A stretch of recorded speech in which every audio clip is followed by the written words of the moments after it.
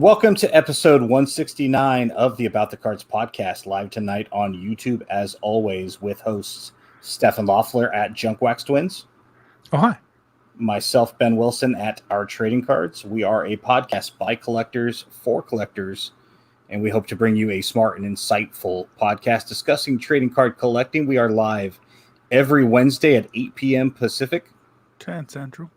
On YouTube, Facebook Live, Twitch. You can always follow us on Twitter and Instagram at About the Cards. We are available as a podcast everywhere you can find a podcast, and you can always check out our website, aboutthecards.wordpress.com. We would like to welcome back guest host Nick Duante. He is a writer and contributor for Forbes.com. He's also a Negro League and baseball historian. Good evening, gentlemen. Thanks for having me again. I enjoy being back. Absolutely. So since you've been on last time, we had some really big news, and I really, because of your background, both as an educator and a writer for Forbes, you have a lot of experience. You know, we had a special show the night that the whole Fanatics Topps information was dropped. What was your initial thoughts when that broke, and where do you sit now that we've had a little bit of time, a couple of months to let all that soak in? I was surprised, I think, like everybody else, like what a shock that it was that Topps lost its license, or in this case, like Fanatics, was able to, strike this deal with both MLB and the MLBPA, right? And so it was just like, how is this for real? Like, did this really happen? I think that was going through a lot of collectors' heads, including myself. And then it immediately moved to, well, all right, now what happens? Because I think a lot of people wanted to run to the other end of the deal. It's like, all right, is Topps done? Who's going to take over? How's Fanatics going to make cards? All these questions were swirling that night, but definitely a lot of disbelief that, we could see a future of baseball cards without Topps. So that was my initial reaction. And now it's been, roughly 2 months. So I still think we're in that wait and see mode. I was able to dig a little bit more on Fanatics. Some news came out, a week or so after, it was announced, and we got some clarity on just the depth of the deal, and maybe how Topps managed to slip up, or they kind of knew, or MLB didn't tell them stuff. Like, it was some hearsay because people really weren't going on record. And then obviously, their deal immediately fell through, with the SPAC, right? And that was something that also threw things off. But now I'm just thinking, looking at Fanatics, the way that they acquired the apparel license, with MLB to make the jerseys. I know it was some sort of partnership with Under Armour, but they got the license, and then they went and bought out. Oh gosh, why is the company slipping my head? Majestic, right? And they got Majestic at a much lower valuation, and so immediately my mind now is going to what offer are they going to make Topps to, either buy their assets, or if not buy their assets, purchase their trading card company so that they can manufacture the cards and maybe keep the Topps logo on things. Panini could be a dark horse here because they also have the manufacturing, but I think Topps's name has such a big cachet in the industry that I think it would behoove Fanatics to pick them up. And I think the longer that this goes and the closer that it gets to Topps's licensing expiring, I think, Fanatics could come in with a deal that's in their favor and pick up Topps. So I think that's what eventually, we'll see, is that these will be Topps cards, but they're made by Fanatics, just like it was with the uniforms, because the Majestic plant is still open in Pennsylvania. Well, our thoughts were basically the same. Topps has all of this IP and history and lineage. It's too valuable to see go away on January 1st, 2026. It's got to still exist in some capacity. And of course you have the devaluation of the company, which still is heavily there's a lot of that is still wrapped up in their confectionery. There's still a lot of value, but definitely interesting to see kind of how it plays out and where we go. And I think, you can disagree if you'd like, but when you look at a cable channel, it's the History Channel. It's all owned by Viacom and this and that now, and Walmart owns so much, and rumors floating around that Jeff Bezos might inevitably buy the Denver Broncos because he's got the cash to do it, and he might have bought Washington football team a couple of years ago because he owns the Washington Post. And it's like literally 10 years from now, we're all going to work for the same company, and it's either going to be Bezos or Walton or whatever. Oh, I'm with you on that. I think there is definitely consolidation, right, at the top, and then they're just putting the squeeze on, especially like the larger entities that we deal with on a day-to-day basis. So I guess the way that these large corporate mergers continue to go, I don't think it'll be a surprise that you'll see Topps get swallowed up, and possibly Panini too here, right? I was speaking with Lance Fisher from Onyx, and he suggested, well, they might go after Panini because, remember, Fanatics also picked up what? They picked up the deals for the other major sports leagues. So it's not just baseball. Topps does have their non-sports, right? Or quote, WWE, Star Wars, right? And so what would happen to them? Would Fanatics pick that up as well? Or would it just be their baseball card division? Topps could split what they're doing, but I don't know how much sense business-wise that makes. And if this doesn't happen before 2023, are we just going to see a bunch of minor league sets from Topps the rest of the way? Because they can do minor league sets, they can do retired player sets. So are we going to see like a bunch of fan favorites and that type of series come back like for 2-3 years? And how desirable is that going to be for fans? You'll have like the Bowman, right? The draft, Chrome, right? They can keep that in as long as they're not using the major league players. So I don't know if we'd want Topps cards of just like minor league and retired guys, even though I think they could do a decent enough job of it. That's not where the big money is. Now, let me throw something at you that I listen to on sports card radio. And I know, Colin and Ryan Teddards are not the most popular guys in the hobby, but they've got a lot of sense when it comes to certain things. And they presented an idea that at first I was like, come on, guys, you're just pissing out of your pie holes. And then I was like, wait a minute, make some sense. So their thought is this whole hobby is the Wild West, right? You have breakers on one side of the room, you got graders on the other, you got manufacturers over there, you got distributors over there, almost like a cafeteria. And you being an educator, right? You walk into the cafeteria and you see all of these groups and cliques. And so that's kind of where the hobby is now. And their thought is it's manufactured somehow by Fanatics, posted on the Fanatics website. You can buy boxes through them. They can open them for you. They can ship them to you, of course, for a cost. They can post them similar to ComC, where it's a trading style of marketplace. It could be similar to eBay, where they've got the infrastructure set up to where you can bid. And again, every transaction, Fanatics is just a little bit off the top, 3% here, 4% there. I want to trade you a card.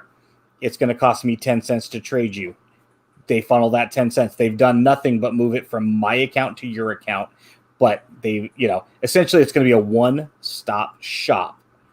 And they'll be not just taking Topps and Panini's legs out, but they're also going to attack ComC and Sport Lots, but eBay, and no more LCS. No reason for it. What are your thoughts on something like that? Okay. I think I can envision something like that. I still think some sort of secondary market will exist. eBay is just too large of a platform. And I think, the cards eventually will come into people's hands, right? So people will have the physical cards. But one of the things that was appealing to the sports leagues of the deal, and they mentioned this in the press release, was that the ability to capture the secondary market.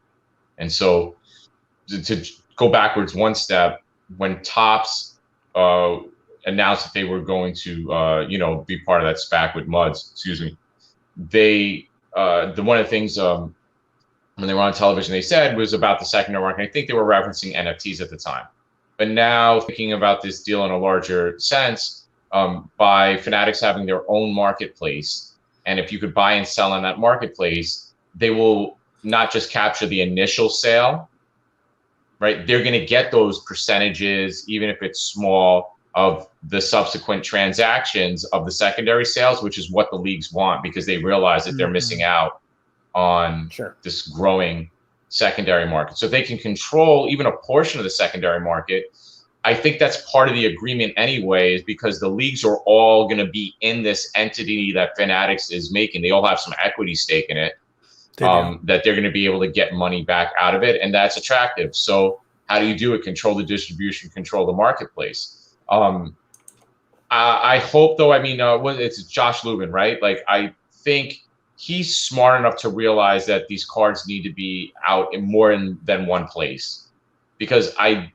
think still that act of going to a store and buying cards and getting them in the moment is very attractive to at least, I don't know, a quarter to a third of the hobby, right? People can't wait, or they want to have the cards in hand right now. And so that's why people will go to, their LCS and pay a little bit more, because they want the cards today, not 5 days from now. Mm-hmm.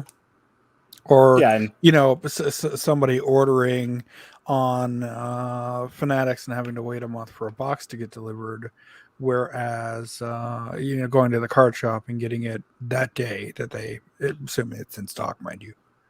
There's not a problem entirely, but will Fanatics cut out some of the, will they become the manufacturer and the distributor? Right. That's hard. That could be. I don't know if they have the infrastructure for that, but time will tell. Either. And that's why you buy Topps, because they do. Yeah, you're buying their infrastructure essentially. We said that before. That's the smart play, to buy one of the large manufacturers.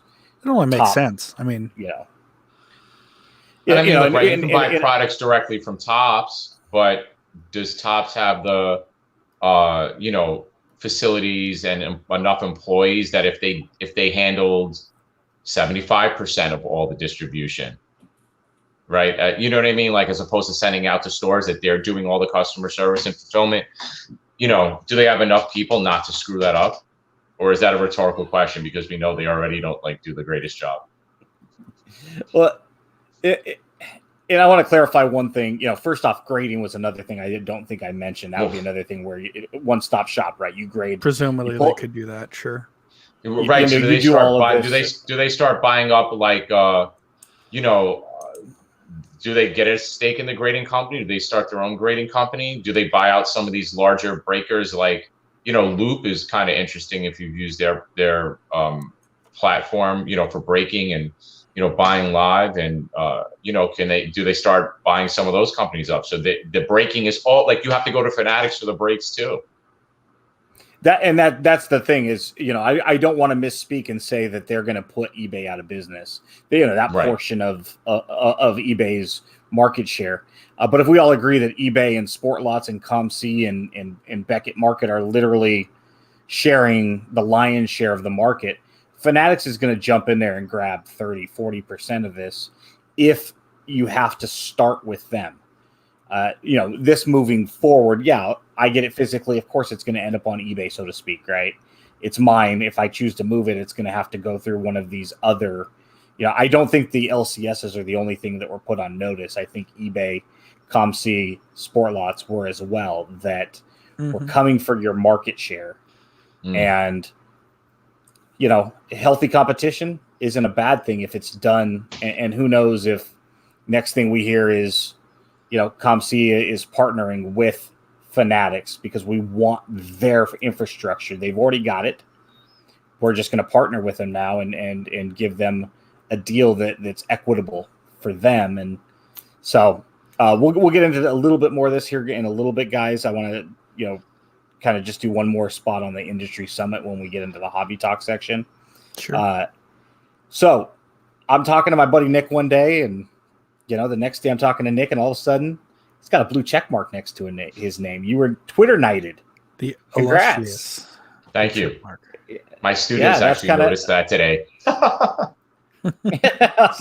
was like, oh, he's gonna forget who we were because.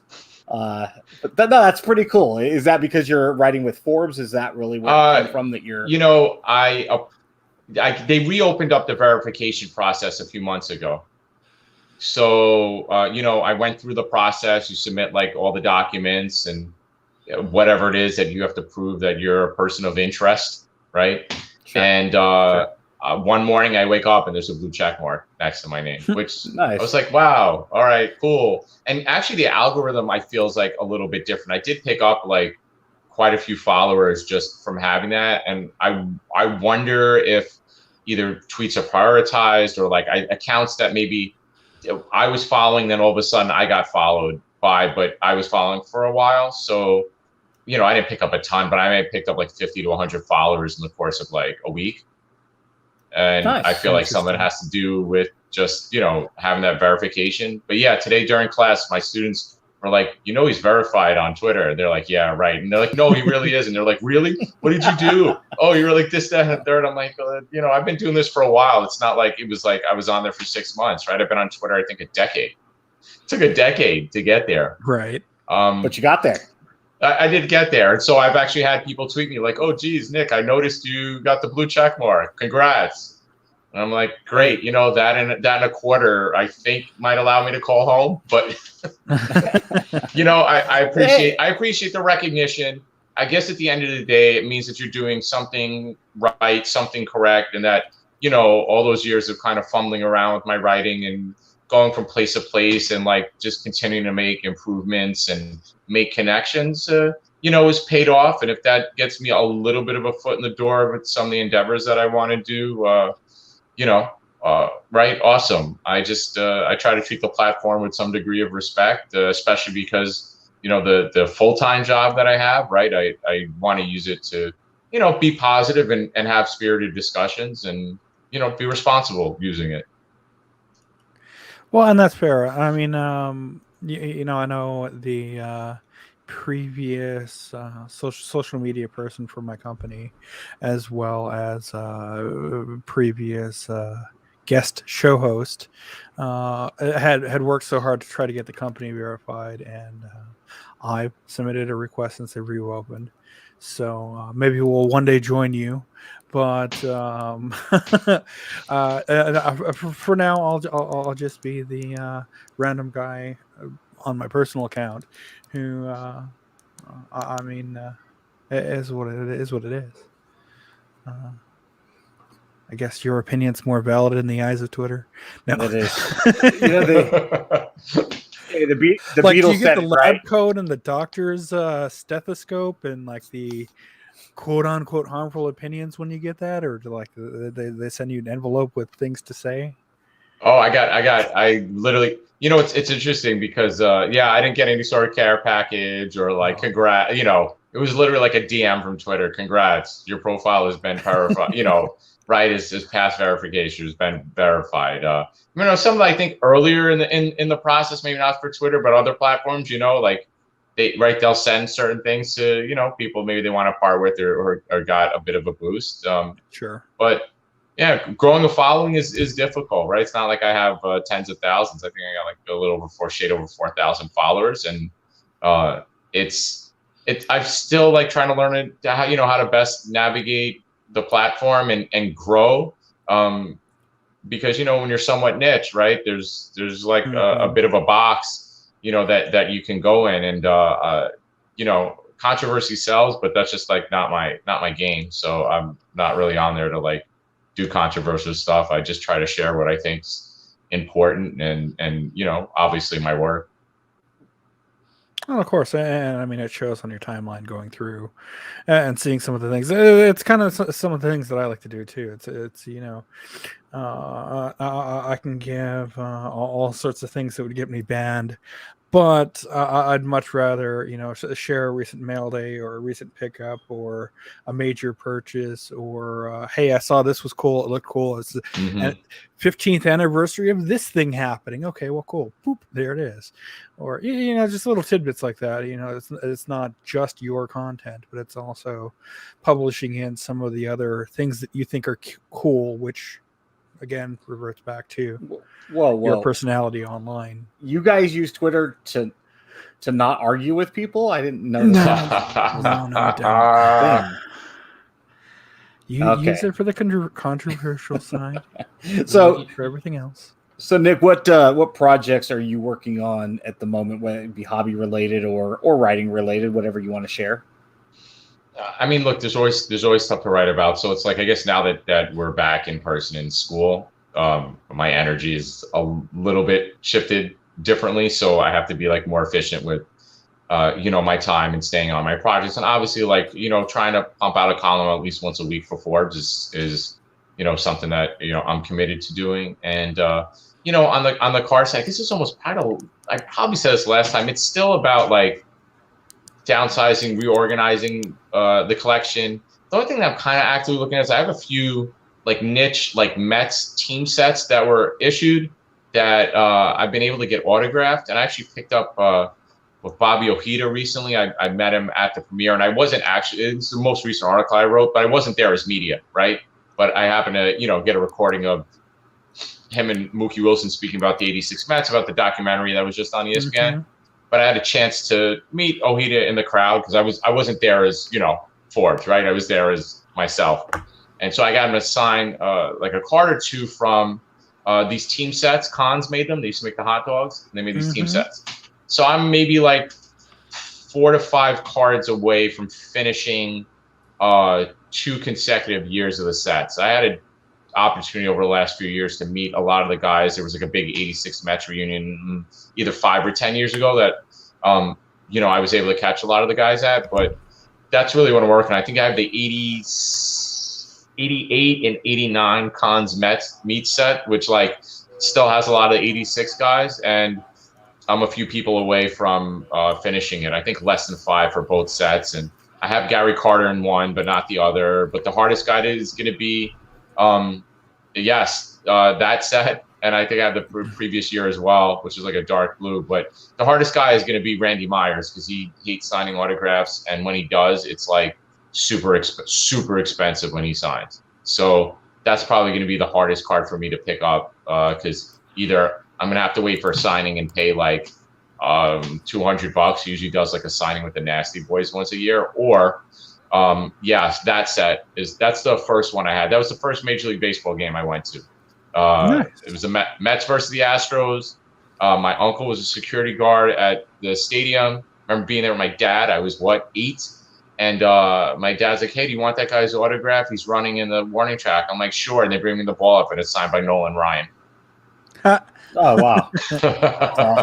So I have the cards from that set, and I don't know. Some years ago, I was like, "Let me open one of these." I'm like, "Oh, I see some of these players.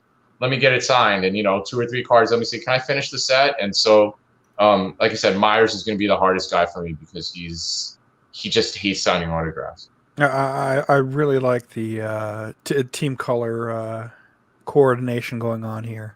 Yep. Dark blue, orange running along the border. Mets logo up near the top right. Team name, uniform number. I thought they were pretty well. They were pretty well done. Cons did them also for the Reds around the same time. Sure. I think they had some Pirates and Reds as well from the 50s. Maybe the Braves too. I don't know. They've had a couple releases.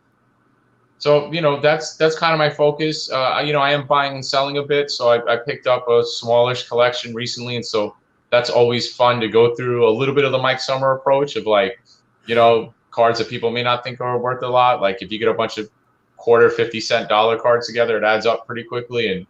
And, I picked up some Hall of Famers and actually even some Pokemon cards, which I know just enough about to be like, I got a really good deal on it. So that's going to keep me busy for the next, like, I don't know, month of just kind of like piecing it out and unloading it, which I've found if I'm willing to put in the time with it, there's actually like, you can 10x, 20 extra money on a thing that you paid, $25, $50 for if you're willing to split up like all the Hall of Famers and things like that. If you're willing to put a few hours into it, you can.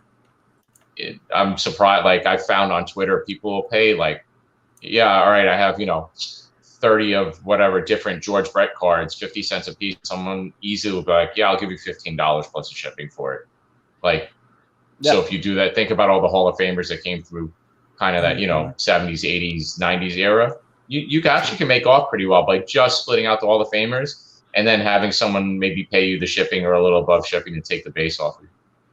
Well, yeah, the way Mike does it, the way I would do it if I, the smart way to do it would be, what is your acquisition cost and how quick can you turn some of the inventory just to hit your break-even point, and how much effort, how much time do you need to invest in order to turn that product? Because if you're spending X and it's going to cost you 16 hours of time and you can break even, and then it's like, okay, now what do I have left over in theory, and where's my profit on that? And if it makes sense to make dollars, absolutely. And Mike Summers built a lot of inventory and a lot of his reputation built on 18-cent cards. It's if you're willing to put in the time. I give him credit because Sport Lots, gosh, the interface is just not that friendly to doing massive uploads. But I found, literally buy 5,000-10,000 cards. Sometimes you get on Facebook, $25-50, and and maybe like 2-3 hours to go through and just separate, just a Hall of Famers. You can make your money back that night if you have like a decent showing on Twitter. Easily, you can make your money back within a few transactions. Well, I found. I mean, using some of Mikey's program and his advice, looking where people aren't looking. So, for example, random scrub St. Louis Rams guy, 2006 Bowman Chrome. Bought it for $2. They're selling for $20. Currently listed for $30. That's Denzel's son. Aha. Yeah. And he was just in Tenet. That probably should have got more awards had we actually had theaters last year. Well, he had a leading role in Ballers with Dwayne Johnson. He actually played about a half hour from where I'm at when the Sacramento had the Morehouse College off-brand football league, and Denzel and his family were here. Dennis Green was our head coach. Dante Culpepper was the starting quarterback, and John David Washington was the running back. So Denzel was here all the time, and he was always trying to stay low. Say they were. He was always trying to stay low key, but it's like, come on, Denzel Washington is hanging out in Sacramento.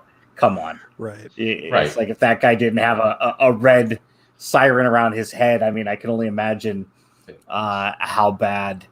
I mean, he had to stick out like a sore thumb, and right. But I've heard nothing but great things about him. He would sign, take some pictures as long as everybody was kind of low key. He's like, I'm just here to enjoy my son. Nice. But how many people pass over that card, right? Because if you didn't tell me, I would have been like, oh, I don't know who he is. And that's why I passed it to Ivan initially. I was like, hey, check this out. I was like, oh, that's really cool. And he actually did some legwork, and he looked like his signature is the most expensive thing in the product. When you've got Leinert and everybody else in there, it's some random. Speaks a lot what people will pay. I mean, think about like 84 Fleer Glenn Hubbard, Jay Johnstone. People pay a premium for that card. I sold one for like $15, and I got it just in a box of like commons. Like that's if you're willing to dig, you can find it. And I think the exploration of doing this also lets you know like what's a good deal, what's not a good deal. Bought a bunch of like big thing of commons, and I thought I got off because it was like $40-50, and I realized it was junk. Still was able to pull out some decent stuff, and then somebody came like 3 days later and picked it up for $100 from me on Facebook Marketplace. So it's like, if you had in the time, I probably washed, but some of the other stuff I kept, like I still probably like tripled what I put into it. But I realized like, okay, that wasn't like the best deal, but I still made money even though I might have lost time. But I think each one's just like a step in the process of being able to better analyze deals, and that's where I'm at. That's why I posted the thing about the Willie Mays card, right? What we were talking about earlier. Yeah, time is the variable that hardly ever gets factored in to profits, and how much time are you putting into it versus what you could be. I mean, if you're using time that you would just be watching a Netflix television show or taking a nap on the couch, okay. But if you're if you could use that time productively elsewhere. But only you can weigh that. But a lot of times time gets overlooked. And how much time did you put into it? Because if it was 15 minutes, if you make $20 an hour, then that has to be factored into $5 off of the bottom line. But at the same time, again, it's a hobby, as Rich Frank outlines. It's cathartic. For some of us with high blood pressure, it helps. It allows us to set aside real life for a moment. It's not my work. It's not my family. It's not, the stress of my day-to-day life. This is some time I have for me. Wait, it's and not if you work? It can be. But, I mean, of course, it's work. It needs to be looked at a little bit differently. And that's why, your time has to be worth something. But you can offset that loss of time by, hey, I could have read a book. That's where the hobby, we do it for leisure. And, there's that fine line between a self-sustaining hobby and a business. And, it's a moving line. And so, and that kind of leads us into the last question I wanted to ask you before we get into the show tonight. Before we were DMing, I asked you what you might want to touch on during the show before we get into it. And you said you wanted to discuss the investment topic with cards for a minute. So what exactly, if anything, did you want to cover with the investment topic? Well, I notice that you often challenge people when they talk about cards as an investment. And so I was really curious on getting your point of view on, do you view cards as an investment, or because this is very popular in the hobby, in the industry, of people presenting cards as an investment. I get pitched at least every few months by somebody that's got a service or an idea to write about how, they have the next big thing because they can, look, our service shows that we can make up to, 1,000% profit, on cards. And this is the next greatest investment, and we have a great story to tell about our service product, etc. But when I hear cards and investment, it rings back to the 90s when things kind of crashed. And so, Ben, I know you're very opinionated, but it's coming from someone who has very formal education in this area. So how do you see things as, the cards when they're talked about in terms of being an investment? So a lot of it does come down to semantics. And for the most part, people use that word because it's universal. If I say I invested in this, exactly what I'm talking about.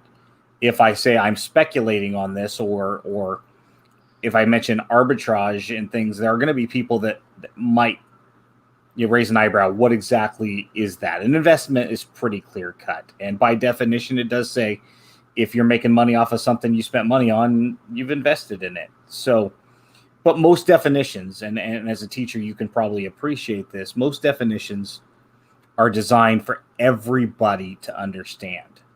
It's just as common of an understanding as possible, because people do have different education levels and different ways of understanding things. And so it's got to be written as layman as possible. And when you're buying something, especially with the intent to, I've bought a card, I'm looking to make more money off of it than what I put into it, that is speculating that there's going to be an appreciation, typically in short order. Investments are tied to commodities. They're tied to businesses. Typically, most investments, not all, but most, will have dividends. When it, if it's attached to a company with assets that can be sold and that are liquid, then that's where it becomes an investment.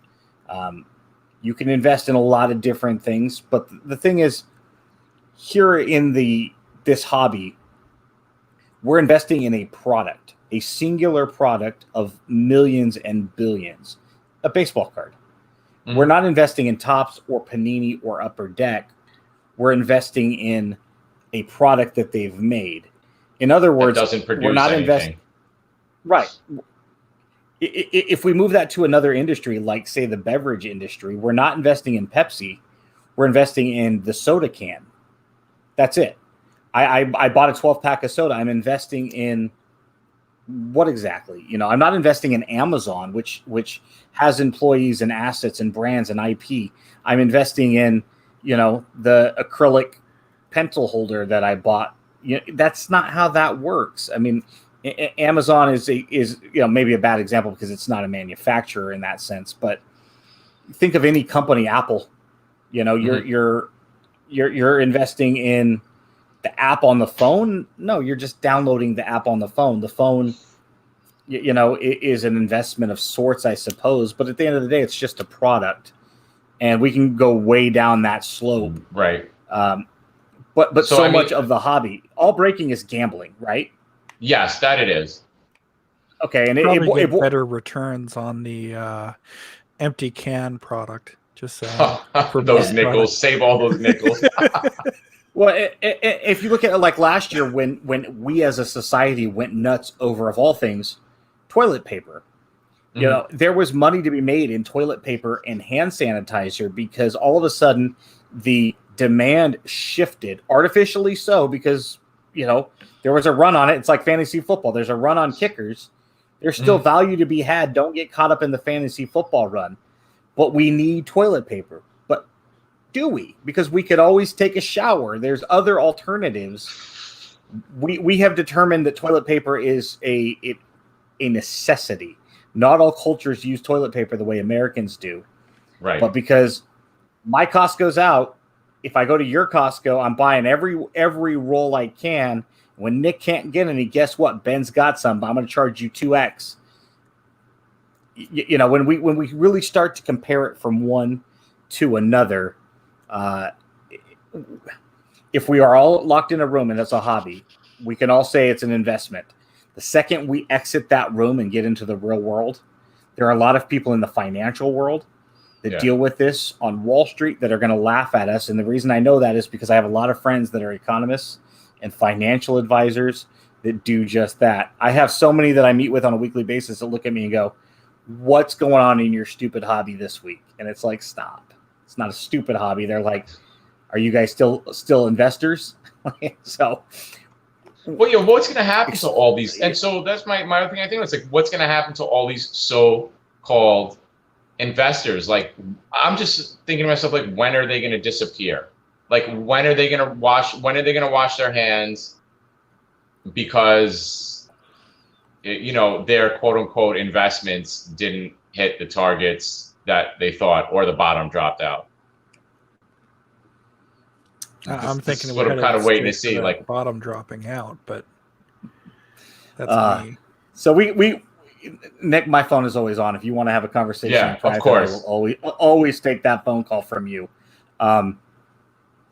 Welcome to the show. We appreciate you coming on. Thank you. Hopefully you'll stick with us the whole time, and hopefully we can get you on again here soon.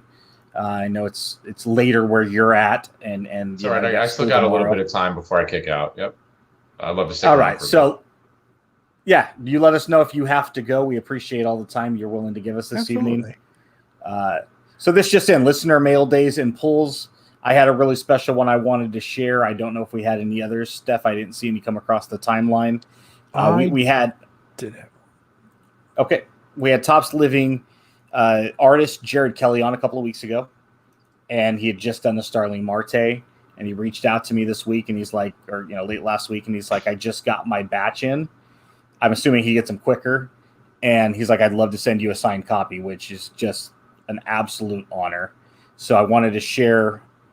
It's going to be a little difficult to see. It's right there along the bottom for those looking at home.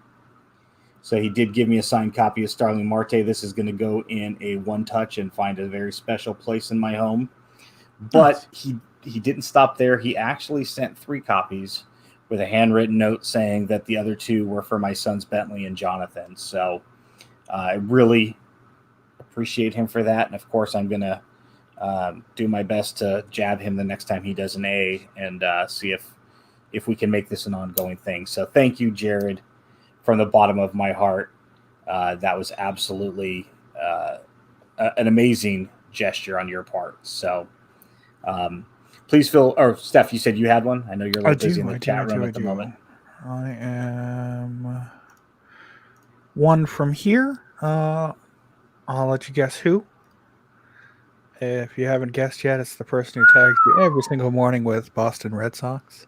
Yeah. It's 1911 Piedmont Cigarettes T205 Eddie Collins, the mouth closed version, SGC 1 PR or in the Philadelphia Americans outfit. I do have the closed mouth. I need the open mouth. I was actually just talking to my dad about this set the other night. I think I'm also missing Home Run Baker for the complete team set on that. Nice. Those are not easy to find. No, he said he picked it up at the Boston show, or sorry, not the Boston show, but the one of the Cooperstown, presuming card shops, not shows. So that's pretty cool. And while we're on it, if you're not following Anson at pre-war cards or pre_war, I'm not exactly sure of his Twitter handle, but pre-war cards on the good old Twitter, you're missing out because that man, some of the stuff he shares, if you're into that vintage and pre-war, amazing. I've learned so much from him. Always fun to straight pre-war cards. Yeah. Is that what it is? Okay. Yep. Anson is phenomenal, and it's so fun to see. Even if you don't collect it, but you're a hobbyist, it's fun to see. Thank you, Matt. All of that old stuff, and he's awesome a fun to follow. see. So awesome to see how those cards persisted. Like it amazes me that like people, they managed to survive that long. Well, I tweeted this out the other day. To have a T206 card, you literally have a card that, if it could talk, literally could tell you about World War I and the Great Depression and World War II, and then assassinations of, unfortunately, it's part of our history, but not something to be celebrated, but JFK and Martin Luther King and Vietnam and Elvis's death and Lenin. Just up and the road there. the Challenger and 9/11. And when you look at it and go, how much of this were we alive for? These historic moments in history, and you have a card that was made 112 years ago that survived all of these events, but when you think about the regional stuff like tornadoes and Mother Nature in general, it takes out a whole city, and fires, which unfortunately we'll mention here in a little bit in one of our stories, and they survived, and they weren't known as collectibles back then. They were just something that came in a tobacco pouch. Tremendous that stuff exists. And two comments here. One, sorry for those who had to see that. They've been bobbed, hidden from the channel. Go away. Second, from Standard Deviation, met a father and son at the National who are collecting T205 cards. Told me that they are actually rarer than the T206. I mean, who knows for sure. And that he thinks even a common card will be a $500 card. Yeah, I forget which set it is without opening up my checklist. There's one of the pre-wars. It might be the T205s. One of them are just nasty. Like, even if you had money, that's not an issue. Go find them. Not even go find them at a reasonable price. Go find them. Some of them are just, and it might be the T205s. One of those sets are a nasty set to try to track down. And, so it's fun. It's a puzzle, right? Make your checklist, and if it takes you your lifetime to find it, that's the way it is. That's what's fun about the hobby. You're not supposed to have it all, even if your checklist is small. Even if you're on a budget, you're just not supposed to have it all. So please feel free to share about the cards your recent awesome mail days or pulls. You can tag @AboutTheCards on Twitter or Instagram with pictures or a video. If you do a video, please keep them G-rated and about 60 seconds or less. You can use the hashtag #AboutTheCards mail day, and we'll do our best to feature your cards on an upcoming episode. The week that was last week's releases, Topps Living Week 184. Kind of an interesting week as far as the sold results. We had card 449 Logan Webb, pitcher of the Giants, and card 450 Max Scherzer, pitcher for the Dodgers on this particular card. Cardboard Stats shared with me some of the preliminary sold numbers, which we believe might be missing the subscription totals because Logan Webb came in at $680 and Scherzer came in at $1,700. Which So seems a those little low. can't be right. Even if you added in $500 or pardon me, 500 print run to each, I believe that makes the Logan Webb still the lowest print run by a good 300. So I don't know that those are accurate, but those were what we saw this morning, and I believe I double checked this afternoon to see if they had been changed. So it might be fun to kind of keep an eye on. Also releasing last week on Wednesday was 2021 Upper Deck Allure Hockey. And on Friday, I did break, by the way. I found 2 blaster boxes in the wild retail. A little bit more expensive, $29.99. But at least from what I pulled from Target, seems like they pulled a number out of Panini's playbook and have a leopard print instead of the tiger stripe parallel. Kind of prismy effect, about the same thickness. I got a couple of the Lafreniere whatnots as well as the Calder runner-up, Jason Robertson. And as far as the parallels, to speak to 2 blasters, she got a card numbered 1 in 20 packs, 1 in 8 packs. I got 1 in 1 in 8, obviously. 1 in 50 and 1 in 150. nice. So with 8 packs per box, or 10 packs per box, whatever it came out to, you do the math. Pretty rare. Fancy card, good. though. Good for you. No, that's awesome. I know that was an anticipated set, as was the other one that had come out, which is the 2020-21 Upper Deck Skybox Metal Universe Hockey. Couldn't find it, want it.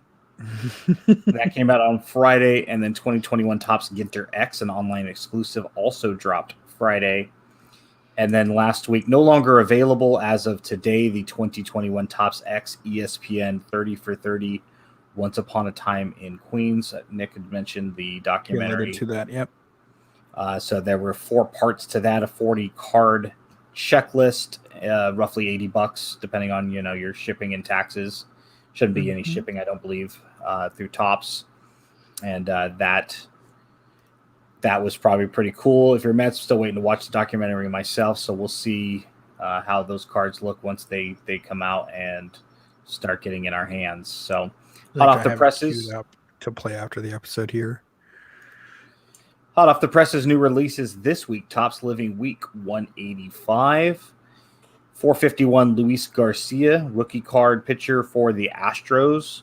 And 452 Jameson Taillon, pitcher for the Yankees. I apologize, Steph. I didn't have the link. I got it in there. So we've got those. I think the Garcia was from our friend Jared Kelly this week. Good looking cards. Fortunately, another Yankee. Yeah, that's the way it goes, right? Topps Living Star Wars, available through next Tuesday. Card 241, C.O. Bibley, I believe is how you pronounce it. Star Wars The Phantom Menace. And then card 242, Paplo, who's an Ewok from Star Wars Return of the Jedi. Totally not going to lie. Probably going to pick up that one. Maybe not the rest. It's a good week. Not the strongest week, but it's always nice to see an Ewok. Yeah, I mean, I get its hatred, and I know that the longtime fans were disappointed when instead of getting a Chewbacca-esque species fight, they got Ewoks. But personally, someone who watched the movies a decade after they came out, 9 years after they came out, I was attracted and instantly drawn to them, and that seems to be their draw was, 1, to sell toys, because that's how Lucas made all of his money, but 2, kids, marketing. Come on. There's a phenomenal video on YouTube. I think it's called the Ewok Song or Ewok Anthem, or type in, let's hear it for the Ewoks, and a guy does a gospel version. Oh, boy. Parody of why the Ewoks have so much hate, and there's even a special guest in there. I'm not going to ruin it for you, but yeah, he brings out like a whole church choir, and the whole thing is, I don't know why these little dudes, they literally came to Endor and saved the day, and they shouldn't get this much hate. Why do we hate them so much? And phenomenal 3-minute video if you've never seen it. And you'll enjoy the special guest at the end. Classic video, probably done about 10, 12 years ago now. Also coming out this week, Topps Sports Illustrated, also available through next week. It was week 28 out of 35. Cards 55, Roger Maris of the Yankees from the glorious and historic 1961 season. And then card 56, Jose Canseco of the A's from 1990. Fargo, North Dakota. I may end up having to pick that one up as well. Interesting tidbit. They have kind of a walk of fame of their own with handprints and whatnots. In addition to Roger Maris, they also have Maury Wills. Apparently, he visited frequently enough. Called it a second home of sorts. At least that's what he wrote on the slab. But no, I mean, I found news reports of him visiting the town often, so it's really cool to hear for such a small-ish town in the middle of nowhere. And if you're a fan of Topps now, the Sports Illustrated are just as well produced. Mm-hmm. I finally got one in hand. I had to buy at least one, assuming there were no A's. I remember right, they're kind of glossy on the front too. Yeah, I think they've got 3 A's now for me. They're really nice looking. It would have been a really nice set to put together. I know Cardboard Stats is putting together the complete 70 card set. So, and not too terribly expensive when you figure there's 2 a week. And eight a month, at $5 a pop is basically what you'll pay for them if you buy them on the secondary. So was not a bad set, wrapping up here in another 7 or so weeks, I think. And then Topps Throwback Thursday, which is available through tomorrow morning, the first of the 1986-87 hockey style. This is set 37. Card 109, Jacob deGrom. 110, Miguel Cabrera, which has the short print variation available. And then card 111, Ichiro, which is badass. I really wish they would do an Oakland A on this because that design and that color, awesome. That's pretty sharp. I love it. I like it. Yeah, that would be. What do you think, Nick? I mean, if that was like a flagship design. Interesting. Like I from what I can see here, like I like it. I like it. It's just updated enough. Like, it's just updated enough, but looks kind of classic. That picture for DeGrom could have been a better shot. They could have used anything besides that photo. But, I mean, come on. You can't even get a photo of him by himself? Like, yeah, I like it. I could see them go, going to a little. I feel like, Topps has gone with a fuller design in recent years. But or even for big league baseball stuff, right? Yes, yes, definitely. I like that. Sure. The big league is not that well designed. And if you did, it's got 2-tone colors. If you're listening and not viewing this episode, if you did the predominant color and the secondary color, so for the A's, the green and yellow, so on and so forth. I know a lot of teams have a white, but you could really maybe use black as the secondary color as they've done with both the Mets and Tigers cards. Kind of neat to play around with. And I thought that I just had red as I hit stop sharing, but I wonder if they didn't choose the players for this set based on which hockey teams were around back then, because this totally matches the North Stars design. And I'm sure you can think of a few black and orange teams. I mean, the Flyers, the whatnots. It'd be really cool to see why they chose who they chose. Yeah, and if you did a 2-tone border, with the predominant colors, you can do your color swaps, which we've seen different variations of that in Heritage and through the years.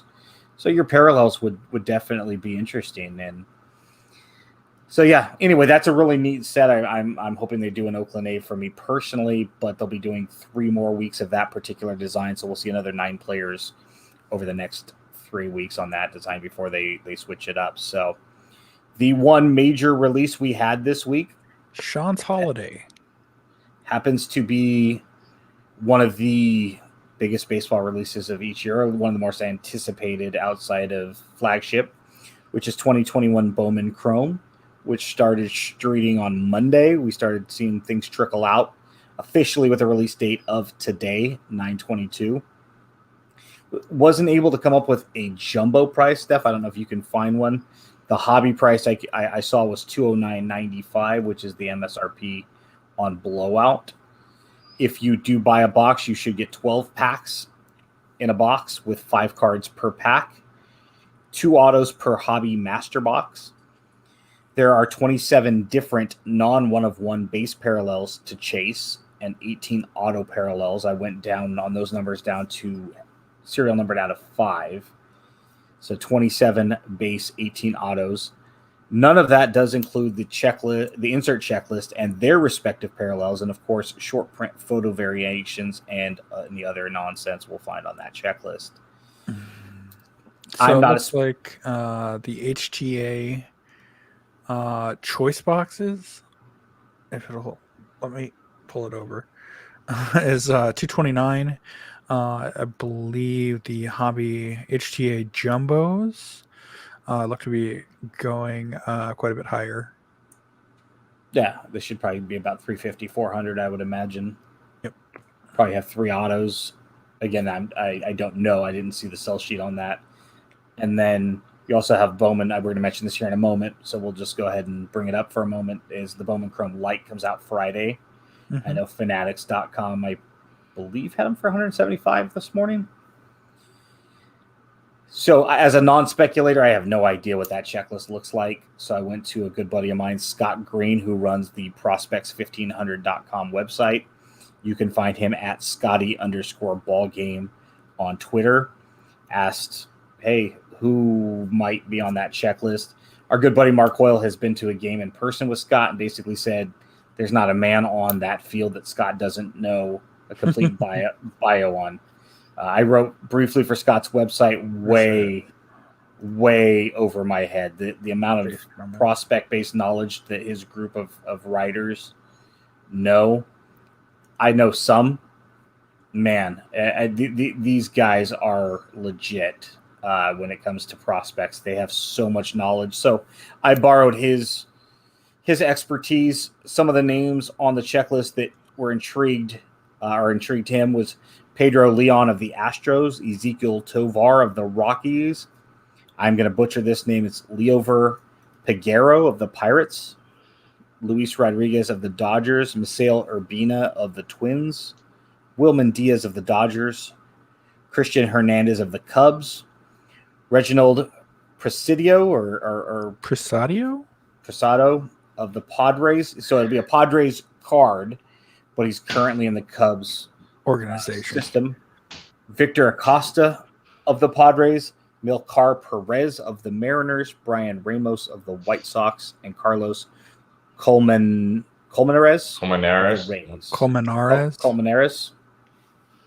Okay. Yeah. Apologies if any of the family members are out there listening, and I absolutely butchered your family or friend's last name. It was. So it's obviously not intended, and we hope that they have great careers. Yeah, and better careers.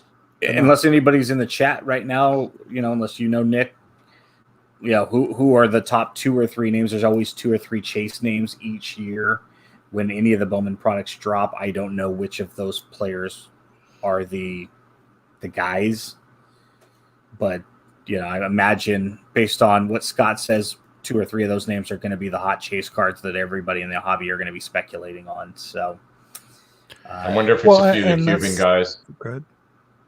Yeah, a couple of those guys were international.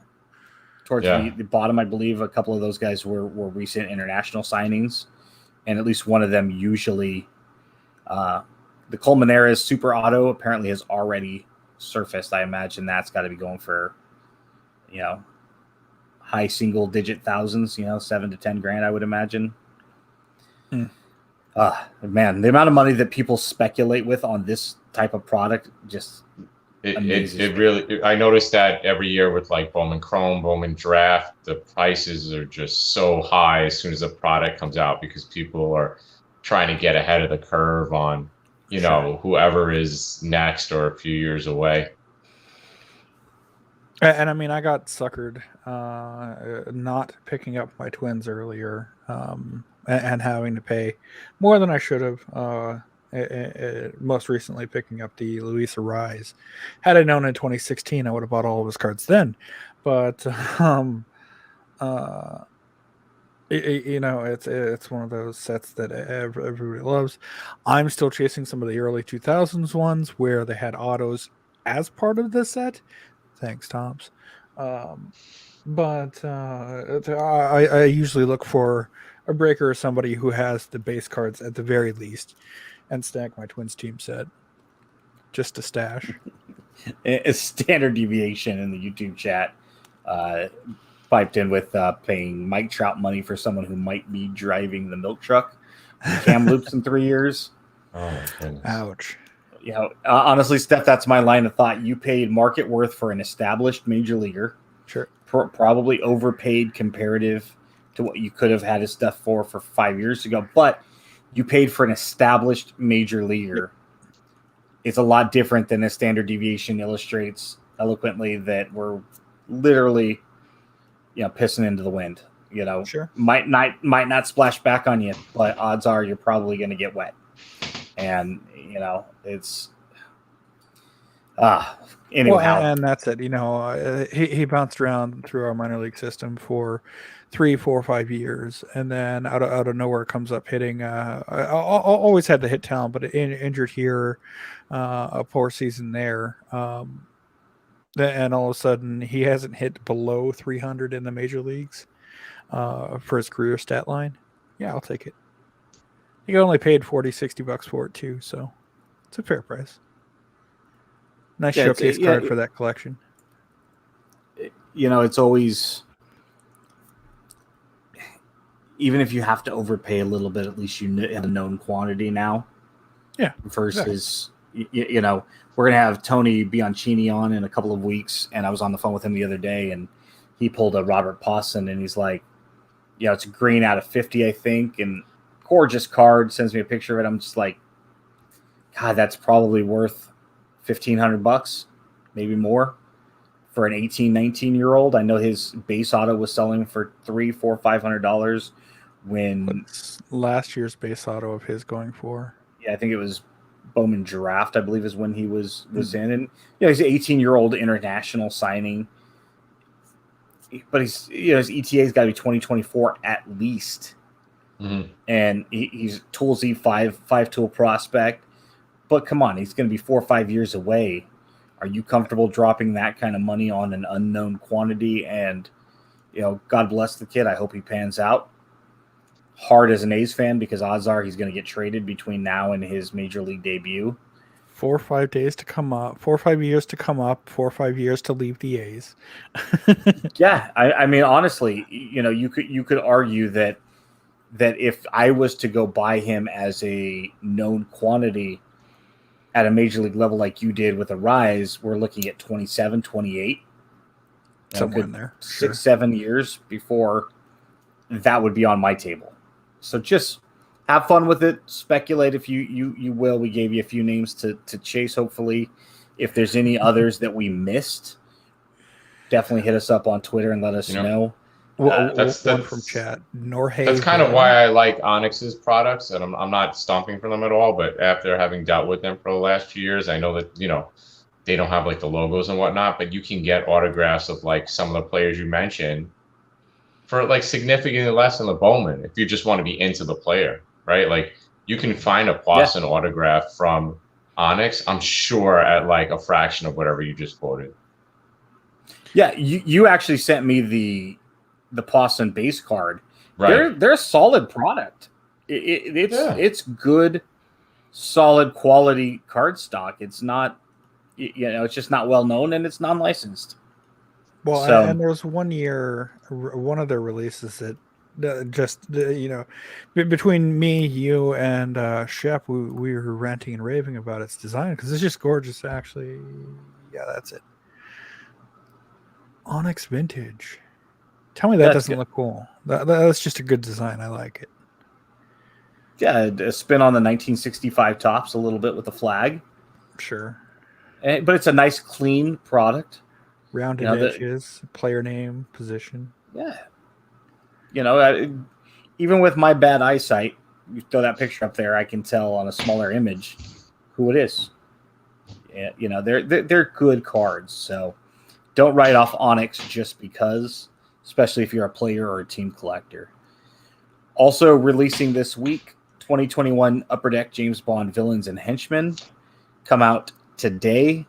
And then on Friday, 2021 Bowman Chrome Light, which we mentioned, 2020/21 Pro Set Memories, and then 2021 Onyx Vintage Basketball releases Friday. All scheduled release dates are subject to change, but were current as of this morning. MSRP pricing and product details were gathered from blowout cards and are subject to change. You can check out Ryan Cracknell's articles on Beckett.com/news for more details on these new releases. What's brewing next week? Who knows if these hold, but next Wednesday, 9/29, we have 2021/22 Panini Chronicles Draft Picks Basketball, 2020/21 O-Pee-Chee Platinum Hockey, 2021 Bowman Sterling Baseball, 2020/21 Panini Obsidian Basketball, and then on Friday, October 1st, we have 2021 Panini Spectra Baseball, 2021 Pro Set Metal Football, and push back once again, 2021 Topps Gold Label Baseball. So We'll see how many of enjoy. those release. Yeah, Big League Baseball still not on the horizon, and after talking with Suze and Nick Vosbrink, we all agree that it's probably not coming. Yeah, sorry to be the bearer of potential bad news. All right, so the Infield Chatter Hobby Talk section. First topic, we're just going to go over this real quick. The Industry Summit, there was an update via Sports Card News. They had a video on YouTube. I think I mentioned that already. According to a card dealer, Panini employees at the summit were visibly upset and almost in mourning, unsure of what the future holds outside of a few upcoming scheduled releases. The Fanatics deal is going to hit Panini quicker than Topps, leaving employees in a precarious position, according to Ryan and Colin Teddards of Sports Card Radio and Sports Card News. It was all a BS get-together anyway, with manufacturers propping up LCS owners and breakers, most likely lying directly to their faces, saying things like, you guys are the face of the hobby and the lifeblood of the hobby, knowing damn well that they're going to be cutting them out in short order. Again, that was pulled from Sports Card Radio and not my thoughts personally. I'm sure they were a little bit of truth there, a little bit of there were a couple in replies saying that at least the employees they talked to seemed lively and weren't mourning, but one person's opinion. You know, the Teddards are very fanatical and very outspoken. So you have to see what you did there. That was actually just, yeah, that was no pun intended. They're very full of themselves and very over the top. So you have to take their shtick with a grain of salt, but doesn't mean that they don't have some good insider information. It's just the way they present it. So they did have a very interesting video last week. I recommend watching it. Understand you'll hear about their Rolexes and their $18 million view probably a dozen times in the first 5 minutes, how rich they are. But if you can wade through that water, there's a lot of good stuff there that they present. As we outlined earlier in the conversation with Nick about this is kind of what they foresee being the future of the hobby in 2026, and who knows. But they also had some good information too about that quick flip that we were also talking about earlier. Buying stuff, they brought inventory to a card show near San Diego, and they got a really good deal on it. Left some meat on the bone for the other, for the buyer. But to be able to cash out and make a profit all at once versus piecing it off, even though they left money on the table, is not the worst strategy either. So highly recommend that video. Watch it. It was very interesting. Some really good information in that. But at the end of the day, the Industry Summit's probably seen better days. And, if you were there, great. But it probably is nothing more than don't worry, still buy our product for the next 4 years. So there was an absolutely heartwarming story It came up. It's like a cup of hot chocolate for Paulesco Soul via Sue's at Yanks Chick. There was an article on AOL via the Reader's Digest. A 10-year-old girl by the name of Reese Osterberg and her family unfortunately lost their home in Fresno County to a wildfire last fall. She's a San Francisco Giants fan. With her kids and animals, the family didn't think to grab her cards, leading Reese to ask after the fact, did anyone grab my baseball cards? Unfortunately, they all burned up in the fire.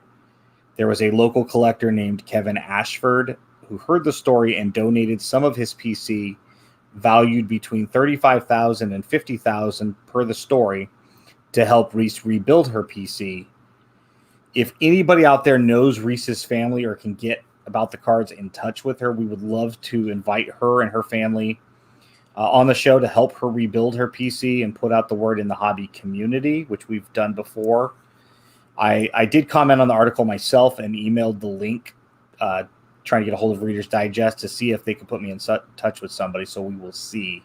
I'm not holding out any hope. What are your guys' thoughts? I mean, this is pretty cool that there was somebody out there that could get a hold of her and was able to help her out. Well, so I don't know if you've gone that route, but it does look like there is a name to the writer.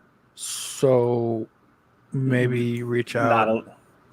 Yeah, it's a very to old her account. Twitter or what have you. I would love to reach out. I'd love to send her some of Shep's cards, and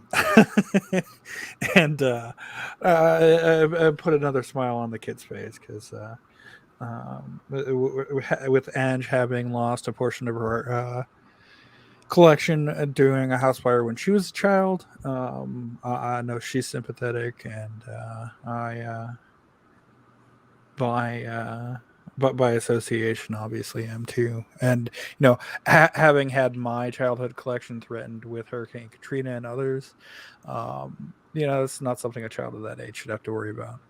Maybe we'll give her something better than what she had. Nah, there's something I just thought about too. Mike Oz of Yahoo, or formerly of Yahoo. I don't know if he's still writing there. But he lives in Fresno, or that general area. So maybe I'll reach out to him and see if it'd be nice to get a hold of a P.O. box or something where the hobby can just help her rebuild her PC, because we need more young collectors in the hobby. Definitely. And, heartbreaking to see her ask if anybody grabbed her baseball cards. Her family had so many important things like her to grab and make sure she was safe. But this hobby is amazing, and we have so many friends that I'm sure are out there listening that definitely can toss stuff in a box and no questions asked. And I would absolutely send her A's cards, although I don't know that she likes the A's. But so anyway, if anybody out there can help us get in touch with either the Osterberg family or Kevin Ashford, we would absolutely be delighted to try to put together some care packages for her.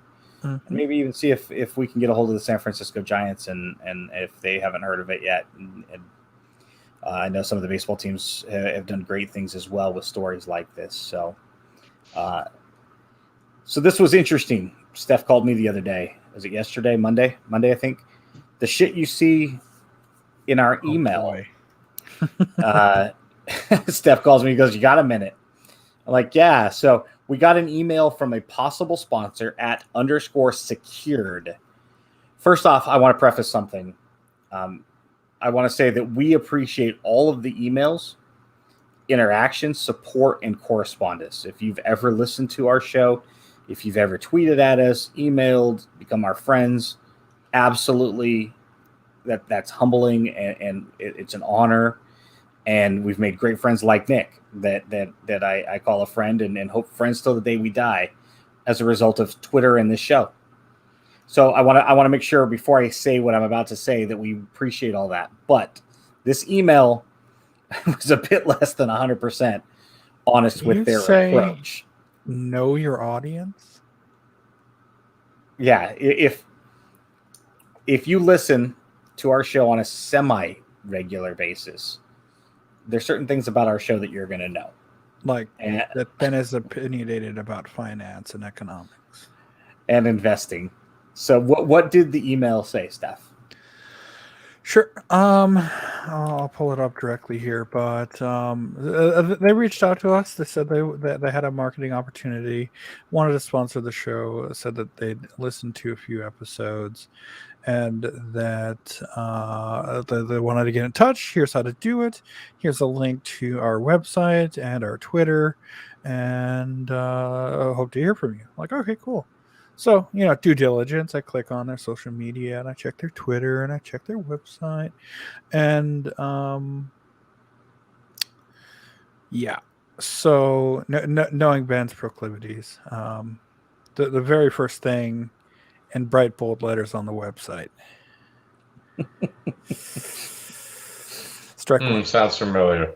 Okay. Start investing in sports cards for the listeners that aren't watching.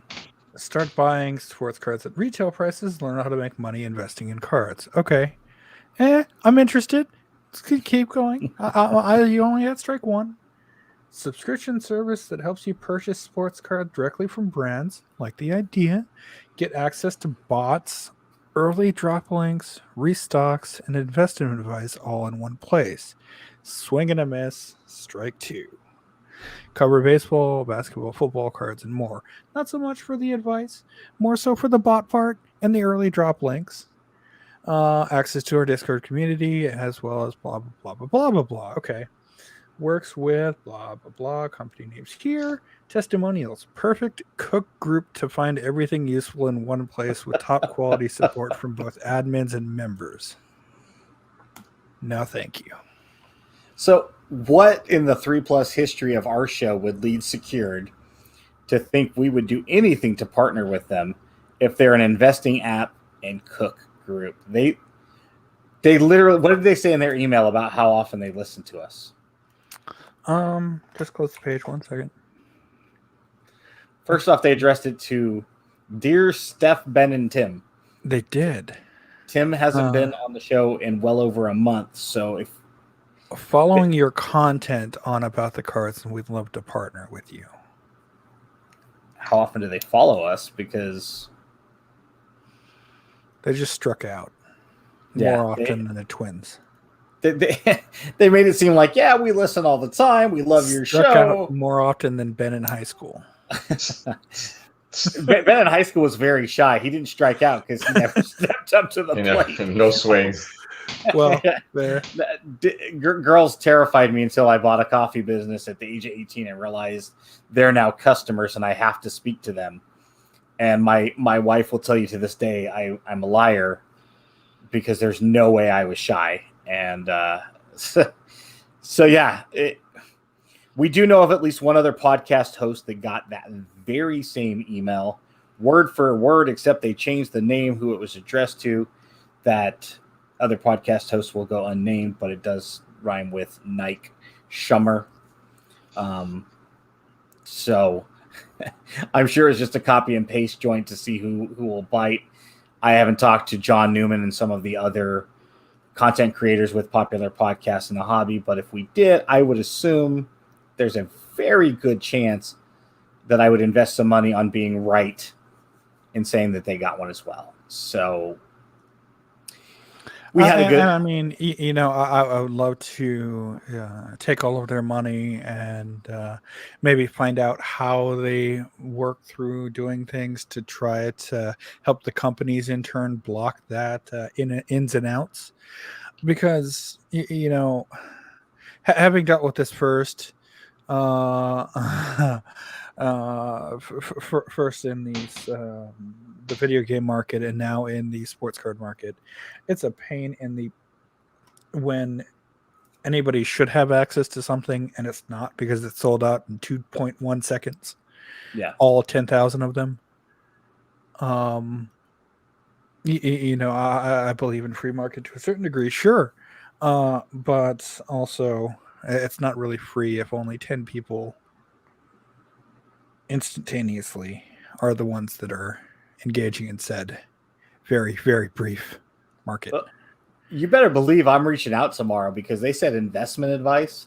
And if they're not licensed, that or if they are licensed, even more, this is going to be fun tomorrow. I have my Thursday planned. Probably going to have some lunch, maybe Please a nice trip over to the Home Depot. I don't know if I'll have time. Investment advice. So you're welcome to go to _secured if you want to have some fun. Please mention that we sent you, since they listen. So FCG, Craig Family Cards at PC_collector via at card purchaser had a tweet. Card purchaser asked this week where people are sending their cards to get graded at the moment. And Craig Family Cards responded with FCG, which stands for Forensic Card Grading. At 415 Stacks, STAXX, responded saying that the owner of SCG was very responsive on Facebook, even offering to buy one of his PSA cards and regrade it. What do we know about FCG? It's definitely not a company that I've heard of. Is that like Facebook card group or... Yeah, because I mean, and the reason I'm asking, on the back of a Topps card, it's 78 Topps. You see like the TCG, and as a kid, it not being explained, it ran through my head like, is that the Topps card company? Is that chewing gum? Is that what do the initials stand for? So this kind of thing kind of bothers me when it's not a common standard definition, PSA, BGS, whatnots. And I mean, feel free to send to whom you want. Go buy a machine, do it yourself. But FCG, I mean, we've seen so many of these smaller mom and pop grading services come and go and disappear that it's your money. It's not where I would send it. Everybody has to start out somewhere. PSA started out somewhere. BGS obviously had the Beckett name behind it, which helped elevate them. Be careful with some of these outlier companies. Doesn't mean that they don't have sterling reputations and good pricing. But if you're grading cards just to encapsulate for your personal collection, one touches, the technology we have just for very inexpensive. If you're doing it for the long-term holding value, who knows where these companies are going to be at? I mean, is PSA going to be around in 10 years with all the stuff going on surrounding them and grading in general? I mean, 10 years from now, Fanatics grading might be the only one that exists. We just don't know what the market. Such a wild west, right? There's no regulation. There's no real standard. Tomorrow what constitutes grading, and so to have all these companies getting in, like you said, you got to start somewhere. But you could start one tomorrow if you had some equipment. Sure. Yeah, if you had enough upfront capital, sure. But just be aware that when Ben is done trolling card investors and seeing if they're licensed, I'm going to go to Toys R Us, and then Sears, and then Kmart, and then rent a movie at Blockbuster. Understand that a lot of large companies that are never going to go out of business have went out of business. I see what you did there, friend. That was clever. Where's Circuit City? Yeah, Montgomery Ward. I'm waiting for their Fry's? next catalog. Yeah, Fry's is another one. Well, between Montgomery Ward and Lane Bryant, I'm sure your mailbox was busy. Exactly what I meant. That's like a 10-year-old joke, inside joke that nobody. He brought that out of the way basement. Anyway, just be careful. If you know something about FCG, FCG, let us know. We would love your personal insight just to kind of see if anybody has tried them and how reputable they might be, and are they going to be one of the big 3, big 5 coming up over the next couple of years, or if is it more just somebody that is grading cards alongside Brian Gray, who is making cards out of their garage and the trunk of their car. Another old school reference. So the topic of the next, or the overall trend or thread is going to be shenanigans coming up over a few topics. LCS shenanigans via US Sports Cards 1 on Twitter. Maybe United one of States. the newer follows. Yeah. One of my newer favorite follows. Yeah, he's had some good content recently, and I think we've got one lined up for next week as well that we'll get into. United States Sports Cards ran a poll asking, do you think some LCS owners weigh their boxes? What are the poll results? 55.4% saying yes, 8.4 no, 27.7 would rather prefer to be mystified or would rather not know, and 8.4 said that just don't care, they're going to open it regardless. This comes to me not so much for the boxes, but for the packs. Everyone knows the slightly thicker ones, if they don't come with the dummy, are probably more likely to have the hit in them. I've experienced it with Diamond Kings, where I ask for 2 packs, and all of the 6 packs that are left in the box are all of the small, skinny ones. Mm-hmm. I would like to believe that they're not weighing up the case to sell out individual boxes, but can't rule it out. Especially with some of the people that are opening up shops nowadays. Mm-hmm. Tell them. Not calling out anyone in particular, obviously, but just in general, with anybody with enough startup money being able to start an eBay account, a hobby shop, a whatnots, stick with your established known quantities more than the unknown, like anything in life. Rich Frank in the YouTube chat says, keeping it 100, he'd weigh the boxes.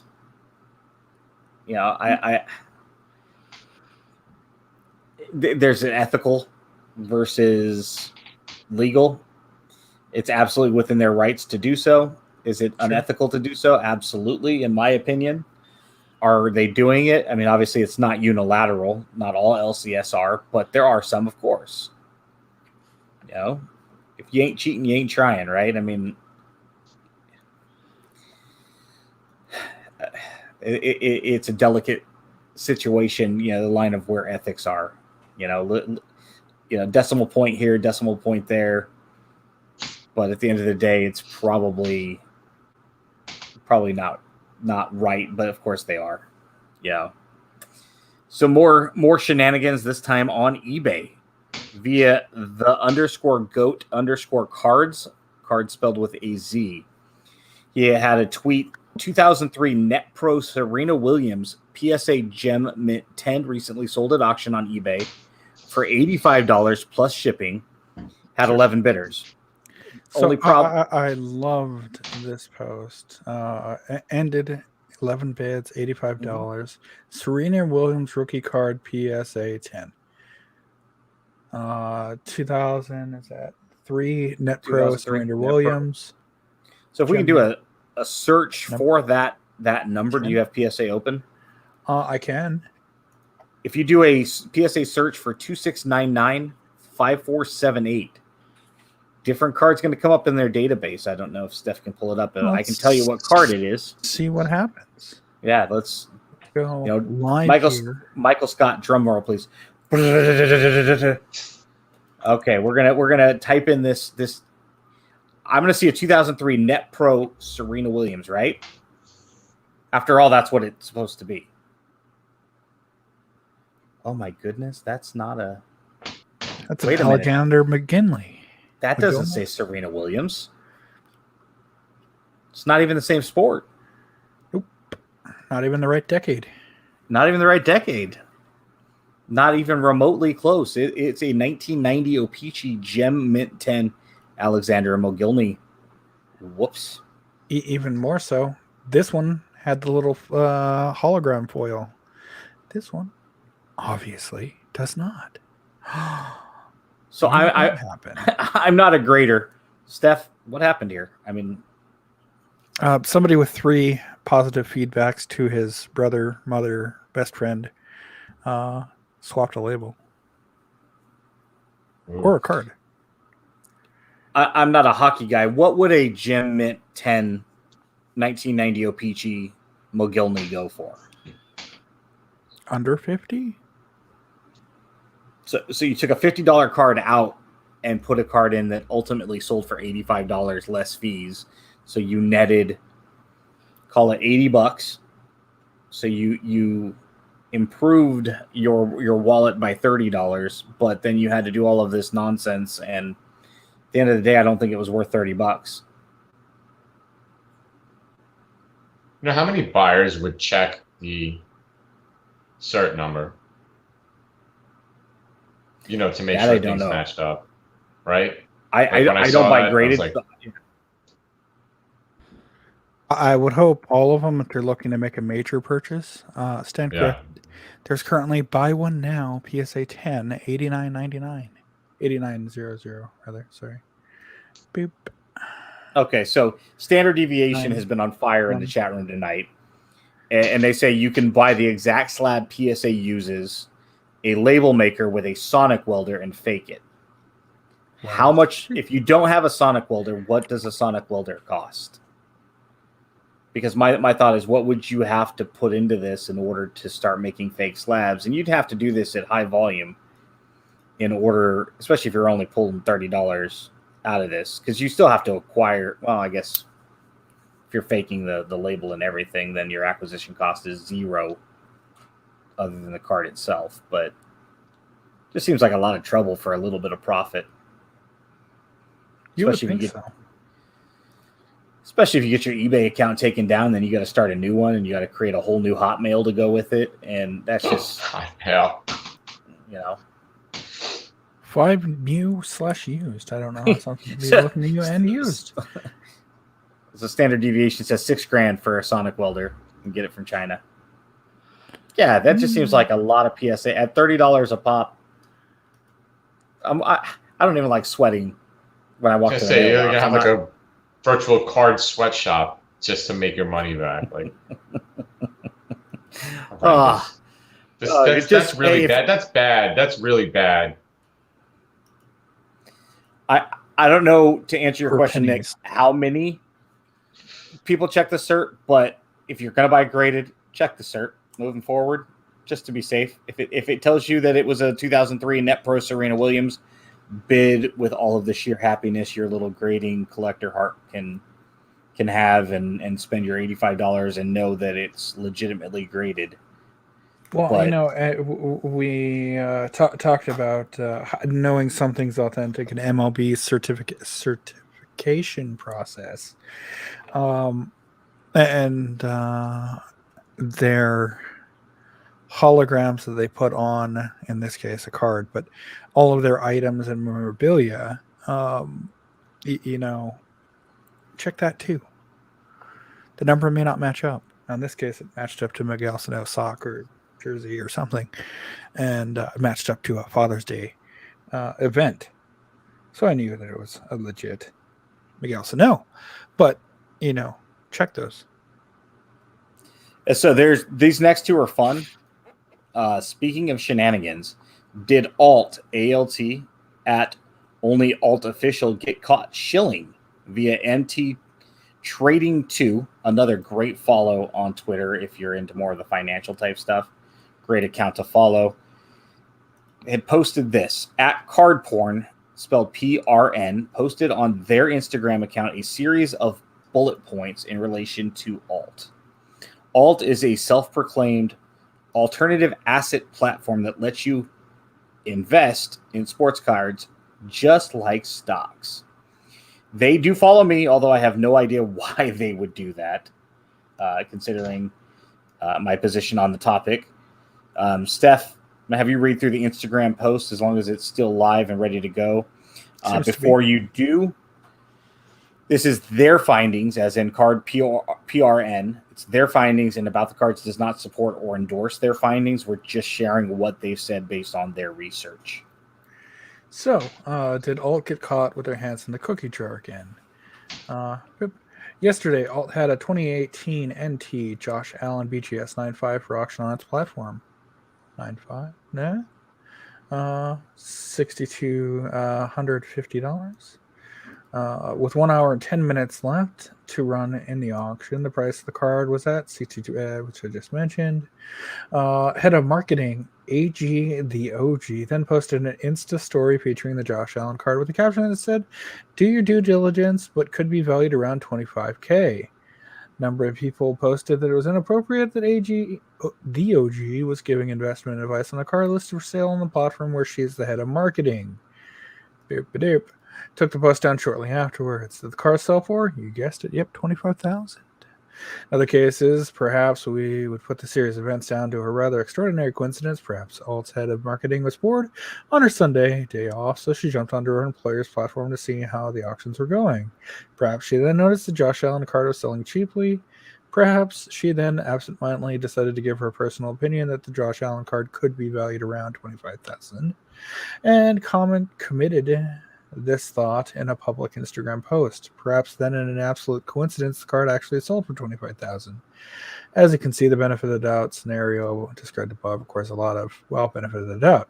Addition, Alt's previous indiscretions, which I'm not aware of that I can remember, and failure to apologize or be held accountable for their actions means they no longer deserve the benefit of the doubt. So we put these questions, some series of questions, but as soon as I got called out,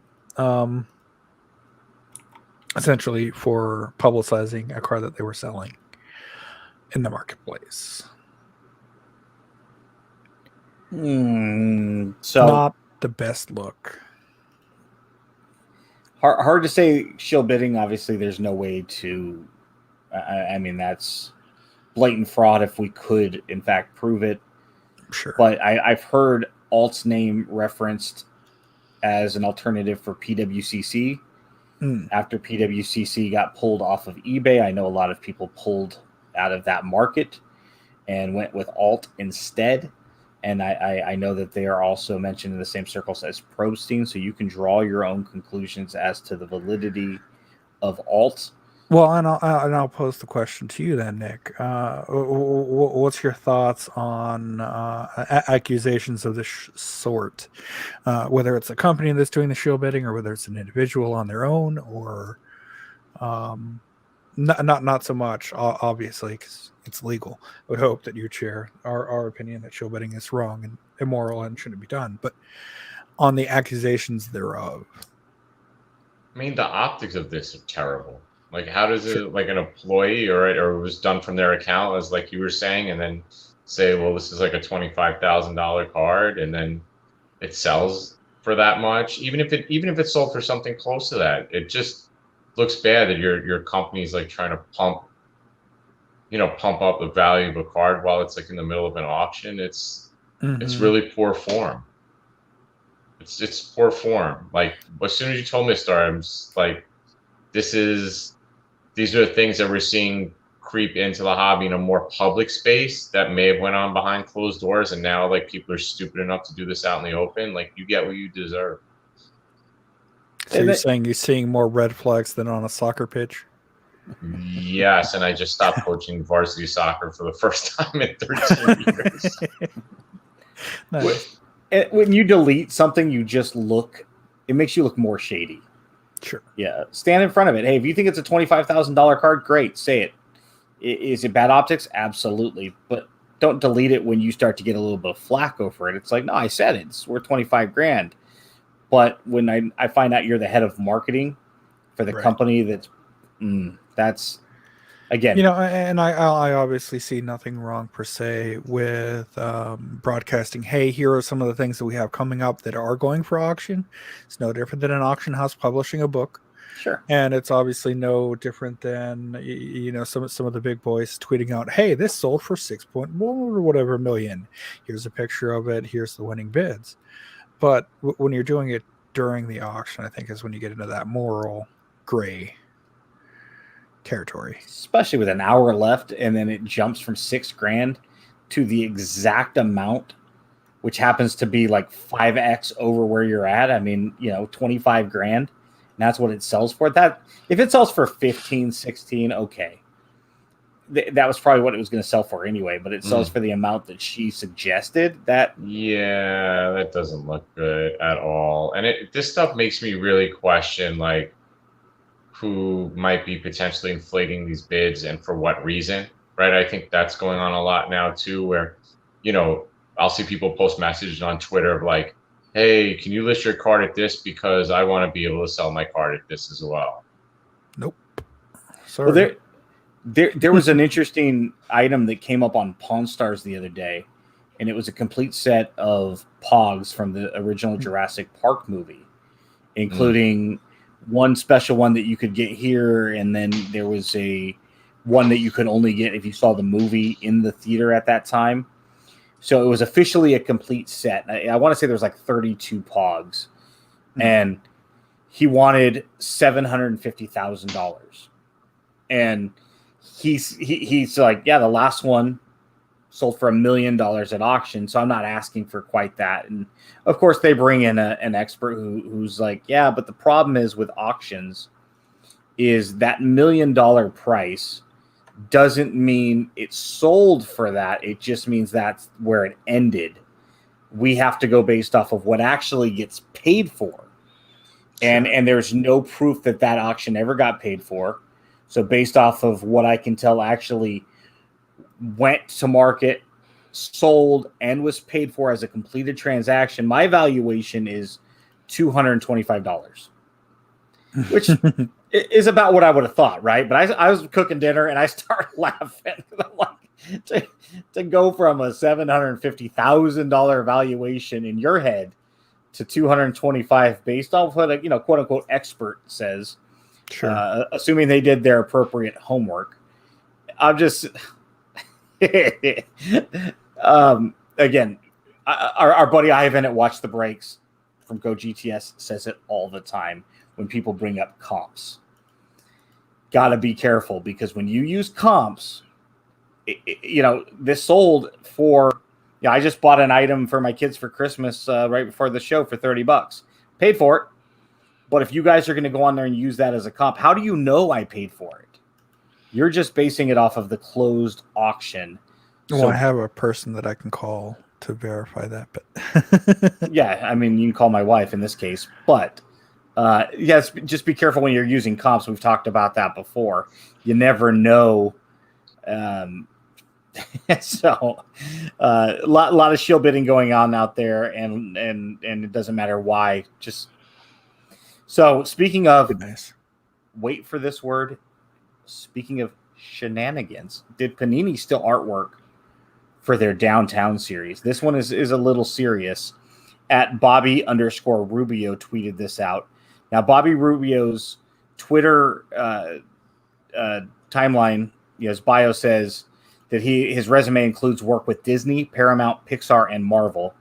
He says that Panini stole his artwork of a character named Bolt Hero, which is a Los Angeles Chargers mascot-like character, and they used their IP for the Downtown series on the Justin Herbert card.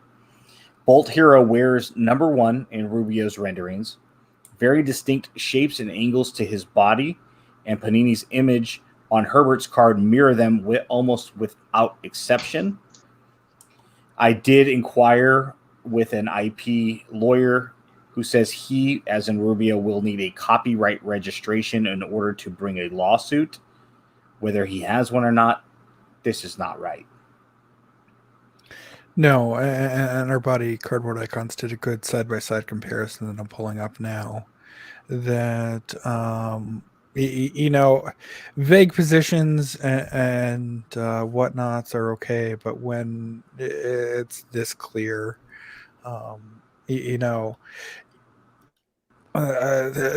bands from the classic era of rock would say, oh, that's my riff. It's completely different. Or Vanilla Ice saying that extra ting on the end makes it slightly. No, it doesn't. But when we're talking the same exact positioning, just flipped horizontally and adding the Chargers, or I guess in this case the Ravens logo. Sorry, it kind of looks like a Charger. Or removing it in this case. I see what happened here. This is the Downtown. The same throwing motion. The same outstretched arms motion, which is just me after I've dislocated my shoulder. Right. It's not a good one. Amateur hour. Jeez. So let's assume he doesn't have the copyright registration. Doesn't actually bring a lawsuit to Panini's doorsteps. From what I understand, it would be very expensive, and Panini has probably has you could more probably money. get. My thought is they're going to write him a check and probably commission him to do a future piece. Like, hey, yeah, Nick, I know we stole your writing, but that's okay. It's not plagiarism. Here's $5,000. Here's some coupons to Whataburger. And the next Here's time an advance on 5 new art pieces. Yeah, next time we need a blog piece, we're gonna throw your name on the byline, and you can write us, 400 words on. We don't even care what topic. Right. Congratulations, you now write for the About the Cards blog. It's right. like, I think you're right. I think that's probably what's if I don't know. I guess if Panini's quick. Right. And they realize their error and they're like, all right, we got caught. Is he getting an email saying, hey, let's talk? And then, they throw whatever, like you said, a few $1,000 at him to be like, well, let's make it okay. Sure. Yeah. And you can draw, we'll use your Bolt Hero on the Downtown series next year. And we'll give you $25,000 to draw some 3 new images, and we'll throw it behind Herbert, and we're friends, right? Yeah. It's like, from what I understand, I don't have the link in front of me. Something happened where somebody else in the hobby, one of the grading companies, I don't want to. I want to say HGA. Okay. They'd used some stock, stock artwork in their label slab. And they'd reached out to the artist, came up to some sort of an agreement. I thought he was supposed to be doing artwork with them, but I heard they hired him. Heard any of it? That's where I was going. I heard they hired him. Sure. Whatever that means. I mean, you'd be a 1099 employee, and I hire you for the next piece. Where you're a contributor to a website, whether as a writer, an artist, or whatever, where you're selling your piece or your contribution, either for a flat fee or royalties in perpetuity. Sure. It's just I don't care. Obviously, he deserves whatever he's got coming to him as far as financial compensation goes. It's just bullshit, plain and simple. You knew it's the exact carbon copy of this. You knew you were stealing this, and you were hoping you didn't get caught. And you threw it on a very popular short print as if nobody was going to notice this.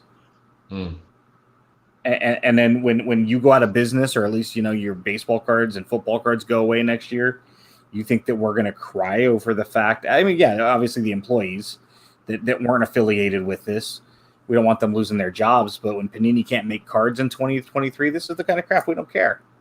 Well, what's their QC, right? What's their quality control? What's the approval process? Who was in charge of this? Like, who's the person tasked making with a specific card, right, to put this together, or the artist? Or, what's that? Yeah, to say like, yeah, I'm going to do this, and no one will notice because, like you said, it's one card, right, or it's a short printed card. How's somebody going to find out? They know what they're doing. Yeah, J Hook 703 in the chat says it was HGA. There was a label that they used for the Tua Downtown card. So, hey, guess what? Downtown again. Thank you, J Hook, for that information. I didn't want to say something with only part of a memory from a tweet I happened to half read today. So I appreciate some confirmation and some help from the ATC community on that.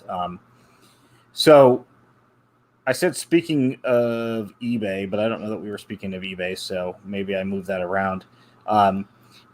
Is this bad form or within reason? Our buddy Kevin W. at Real Kev Y Rock on Twitter says he got a message from an eBay user named Peter the Greco, where he offered Kev a helping hand. He said, not only am I letting you know you could sell your card for more, but he offered an eBay link to where his proof came from. So basically his point was, if Kev, hey, you undersell your card, then me, Peter, won't be able to get top dollar for mine.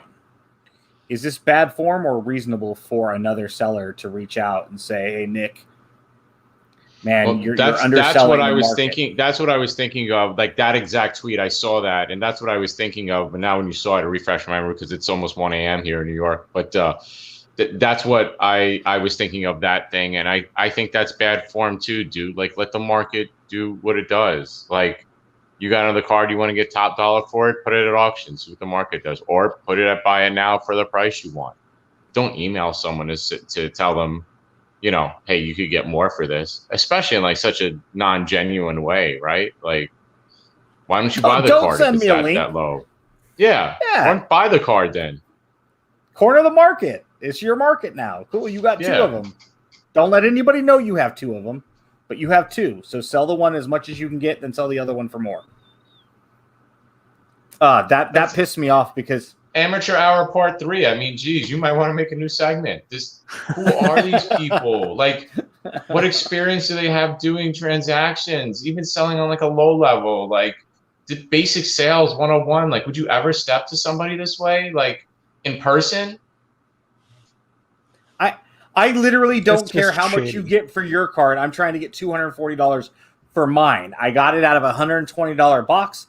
I get all my stuff for free. I got enough money profit to go buy another box if I want to, or other PC items, or pay my electric bill, or open up as many Hotmail accounts as I want with my $120. My business, It's like, just really poor form. like, Don't be that guy. Nobody wants to be that guy. just shut up with that crap. Don't. So, moving on from someone that has a Hotmail account to a corporate account, little off-putting that some card companies are some card products, not companies, are red card exclusives at Targets. Maybe people don't want to have 500 different credit cards. I'm not opening a credit line just to buy a trading card product. And I kind of agree with Suze more. I absolutely hit it already that to watch anything on that, I have to have Disney, I have to have HBO, I have to have this, I have to have that, have to have that. But to have a credit card on top of that to do it, I mean, it works to get to make it exclusive for them, so maybe it doesn't sell it instantly. I know that's how we got the PlayStation. GameStop required a pro membership. I had one. Boop. There it is. But for a card product, Are people really opening up credit cards? Apparently. At high interest rates, presumably. Not all, but presumably. Retail credit cards are literally the worst financial decision you can make. They have stupid APRs. They offer no cashback rewards and other stuff. I mean, I don't know what all rewards they offer. Well, Target offers 5%. They offers 5%, which is their dangle, right? They give you a 5% break on purchases. It's not comparable to what you can get from your Amex or your Visa and MasterCards, and there's so many perks that you can get from, a prize gift card. Yeah. I think 5% is significant compared to most credit cards. Most credit cards are 1%, 2%. I think 5% is significant, but right, but I think the bigger play here for Target is I think you get more people signing up because they feel like they have a chance to get the products. And then second is if they're not good with their money management, right? That little 5% discount's nothing to the 24% interest or whatever's on the card. Mm-hmm. Oh, brilliant by Target. I have an exclusive product that you want. It happens to be today's that Suze tweeted about was the Donruss blasters that happen to have the aforementioned downtown inserts in them. Yep. I'm going to go out and open up a high interest 24% Target red card, $500 max limit. I'm going to go buy 3 blasters for $120. I'm going to open them up. I'm not going to get a downtown most likely. And now I've got a card I don't want that's going to end up costing me $180 on these blasters in the long run because I'm probably paying off the minimums, and max it out in 90 days when Christmas comes around, and good luck paying that off over the next 7 years. And, and on top of that, speaking of Target and personal source here. Pre-show here, we stopped by to see what they had. Due to high demand and to support all guests, we were limiting the quantity of Pokemon and sports, NHL included, trading cards, Pokemon cards 5 items per guest per day, sport cards 5 items per guest per day. However, pleased to say they did have Series 2. They had about 30 hockey boxes, blasters, 4, 5, 6 packs of Gypsy Queen. So things may be changing on the retail front. Yeah, no, it's good to see it back in Target. I don't know when they started bringing them back, but again, that wasn't there a few days ago. Brilliant on the part of Target. I would be careful opening up a credit card to buy trading cards. If you have other, say that again. Go ahead. If you want say it again, Nick. Yeah. Yeah. Don't open up a credit card to buy trading cards. Please. Yeah. If you want to open up a Target card, by all means do so. If you need to get things for your kids for school and whatnot, you want to throw a blaster on there, fine. But if you're opening up, if you're opening up a red card today, just understand the motivations by Target are they're going to hook, line, and sinker. That's what it's for. They want the sucker to come in and do just that. So I know we're up against the 2-hour mark. We're going to skip a couple of things that we've been putting off for weeks now. And you said you are out the door, Nick? Yes, it's almost 1 a.m. Okay. Gentlemen. I got school to teach. Got one or two more things that we want to go over. So, hey, Nick, thank you so much. After you leave. You can find Nick at Examine Baseball on Twitter. Also, now you'll see the blue check mark on Twitter. Yeah, absolutely. The Negro League stuff, the baseball stuff, and of course all of the hobby content. You can let alone the interviews that you've done. I listen to those in the background as I'm working. It's really cool hearing firsthand. I appreciate that, man. I always enjoy seeing you guys and talking to you guys. And you guys having me, definitely. On. It's really enjoyable. Obviously, like I'm willing to stay up this late, so I appreciate you guys what you're doing, and look forward to connecting again. So thank you again. If you have a Wednesday night open in November, let me know. We'll get you on again. All right, we'll do. Definitely. Thank you. All right, thanks, Nick. All right. Thanks, All right. Thank you. That was Nick Duante at Examine Baseball. We just got one or two last things we want to wrap up before we call it a night. This one was relevant because of some of the other topics we've talked about downtown. We've talked about Donruss, the shit you see on Facebook in this case. Not even. Define insanity. A dude opened up 18 hobby boxes of 2021 Donruss football, which has an MSRP of around $500 a box. He's like, I finally hit a downtown. It happened to be the aforementioned Justin Herbert of all cards. Josh Allen. Is it Josh Allen? Josh Allen. I can't see. Okay. Hey, my notes are wrong. So anyway, Josh Allen, same difference. Sure. Herbert, Allen, it's all the same nonsense. So the Herbert was selling for around $600 to $700, according to my notes, which were emphatically wrong. And it's my tweet, no less. I misappropriated it from Facebook. So this is where Ben fails. No, but I mean, you got to figure that even just a plain Jane downtown is probably $100-$300. Like the Michael Vick or maybe Jerry Rice. Sure. So somebody asked me how many were in a case. So there were 18 boxes in a case, and the MSRP was right at $9,000 for the case as well. So if he did open 18 and he didn't get a huge discount on them, if he paid MSRP at $9,000 to catch approximately a $700 card, his negative net return value would be negative 1,285%, less whatever else he pulled and could sell to offset the difference in acquisition costs, such as autos, other numbered cards, and whatnot. I doubt, assuming he sells the downtown card, he's coming anywhere close to $9,000 worth of return on that particular case. So, perfect example. This is from a previous year, but downtown for Randy Moss. Sorry, absolutely love the imagery on this. So whoever the artist that Panini shafted it from, I love it. Easy layup. But it sold for $199.99. So probably 200 to 300 just for a plain Jane downtown. Just he can't keep it. You could have bought it for that. And you know, I'm as guilty as any for wanting to pull a young gun of a wild player in particular, and buying way more boxes than I should have. But some of that goes to one, enjoying the product, and two, supporting Upper Deck and our buddies over there. But also three, wanting to pull that card myself. And I knew that I was wasting money. So there's the difference. This guy's bragging about overpaying. I spent $9,000 to pull a $500 card.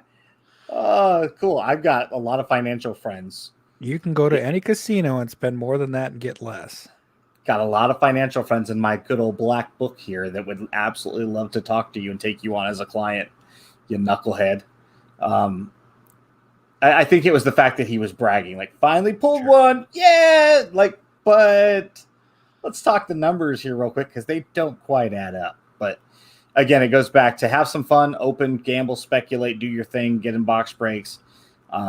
Just if you wanted to buy the downtown, or if you wanted to pull a downtown card, just buy the one you want. Then he could choose whether he wanted a Justin Herbert, a Josh Allen, or anyone else on the checklist.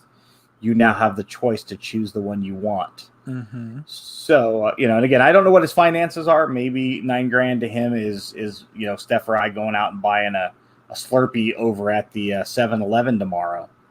Perhaps. Nerd slushy from Sonic. Yeah, get the green and cherry, suicide of deliciousness. But anyway, that one cracked me up. We're gonna skip our listener question because it really wasn't ours. We were borrowing it from somebody that didn't even ask it to us. But topic, we'll talk about that next week if we have time. I do have a few shout outs. Mm-hmm. I have a personal friend, former minor league baseball player Ken Clausen, played in the San Diego Padres organization. He's selling a 1948 Leaf Babe Ruth PSA 7, asking price of $20,500. If anyone is in the market, I can help facilitate the initial introductions, and the two of you can go from there.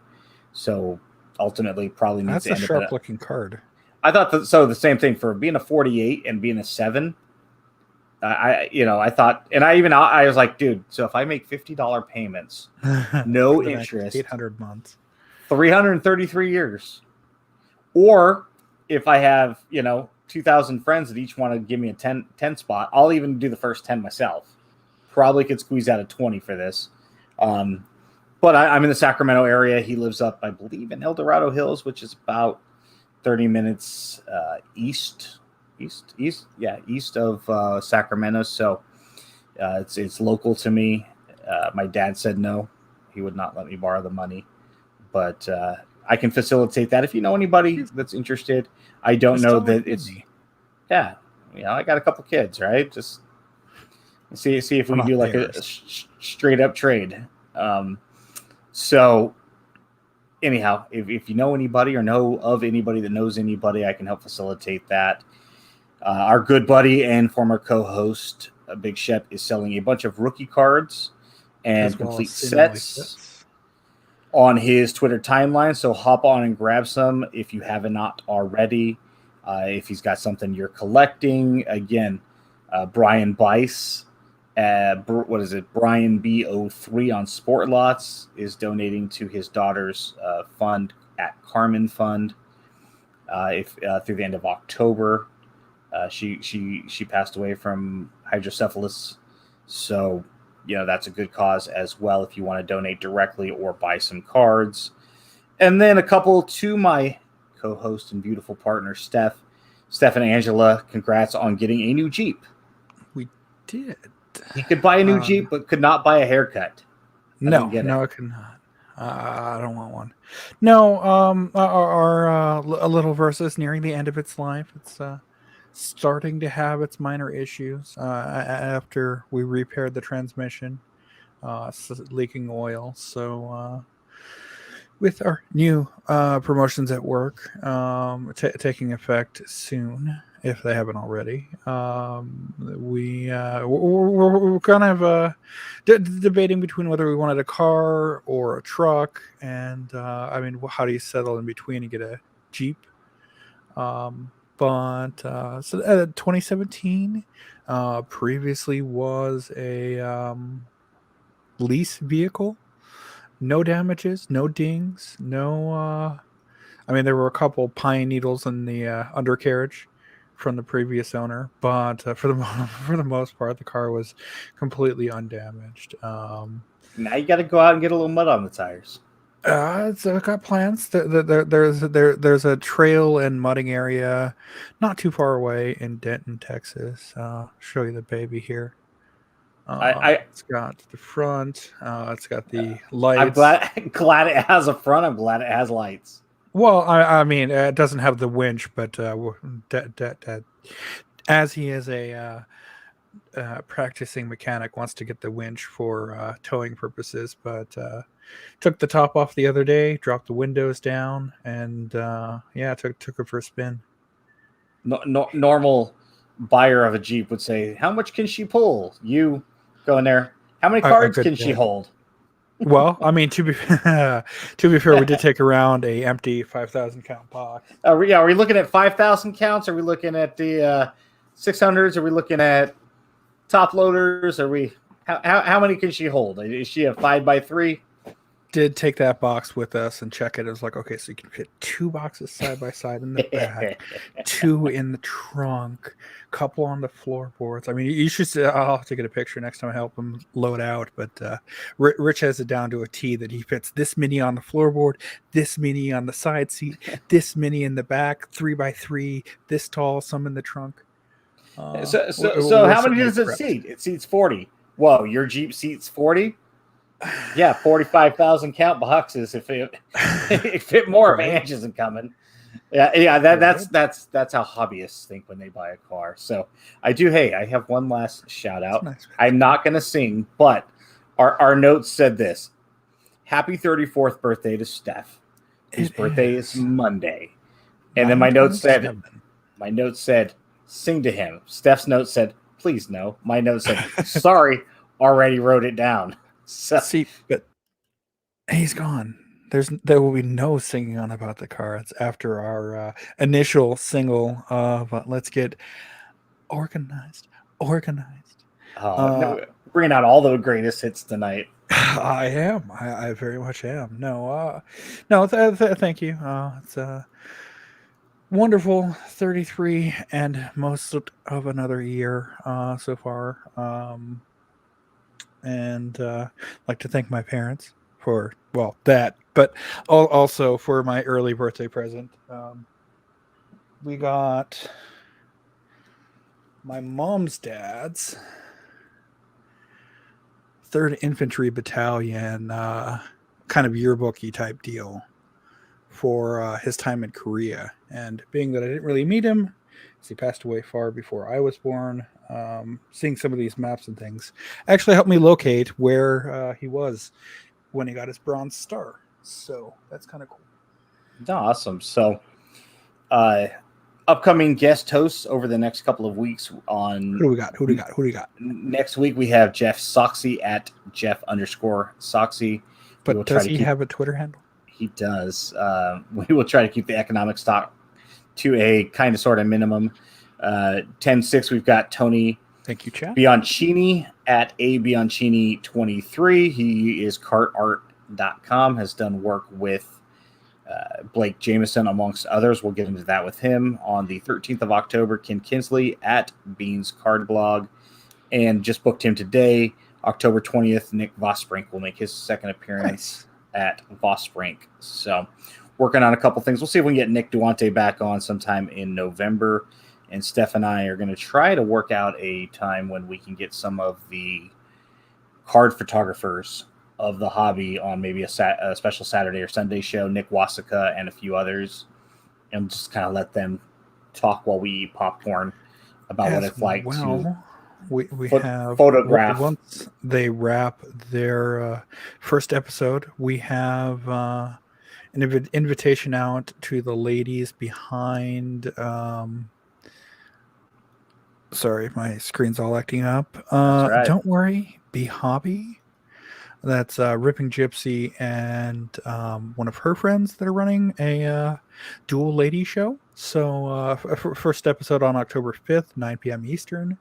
We would love to have one and or both of them on the show. So yeah, and they were both really excited when we reached out. Anytime we can help promote fellow podcasters, especially ladies of the hobby, that's, you know, I was really excited to reach out and see how receptive they were to have us. Once we invited them on and we spoke with them in DMs, so we'll see. We'll get them on. It's just a matter of when, not if.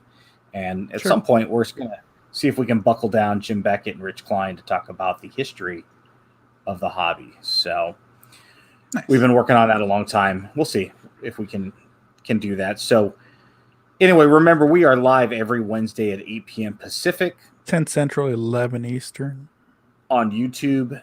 Make sure to subscribe and review our show on all platforms. You can follow us on Twitter and Instagram at About the Cards. Find Steph at Junkwax Twins. Find me at Our Trading Cards. Nick Duante again at Examine Baseball. Please share your hobby stories, great polls, and send your questions our way. Please keep collecting and be safe out there. Have a great weekend. And happy birthday, Mike Schmidt, early. Happy birthday.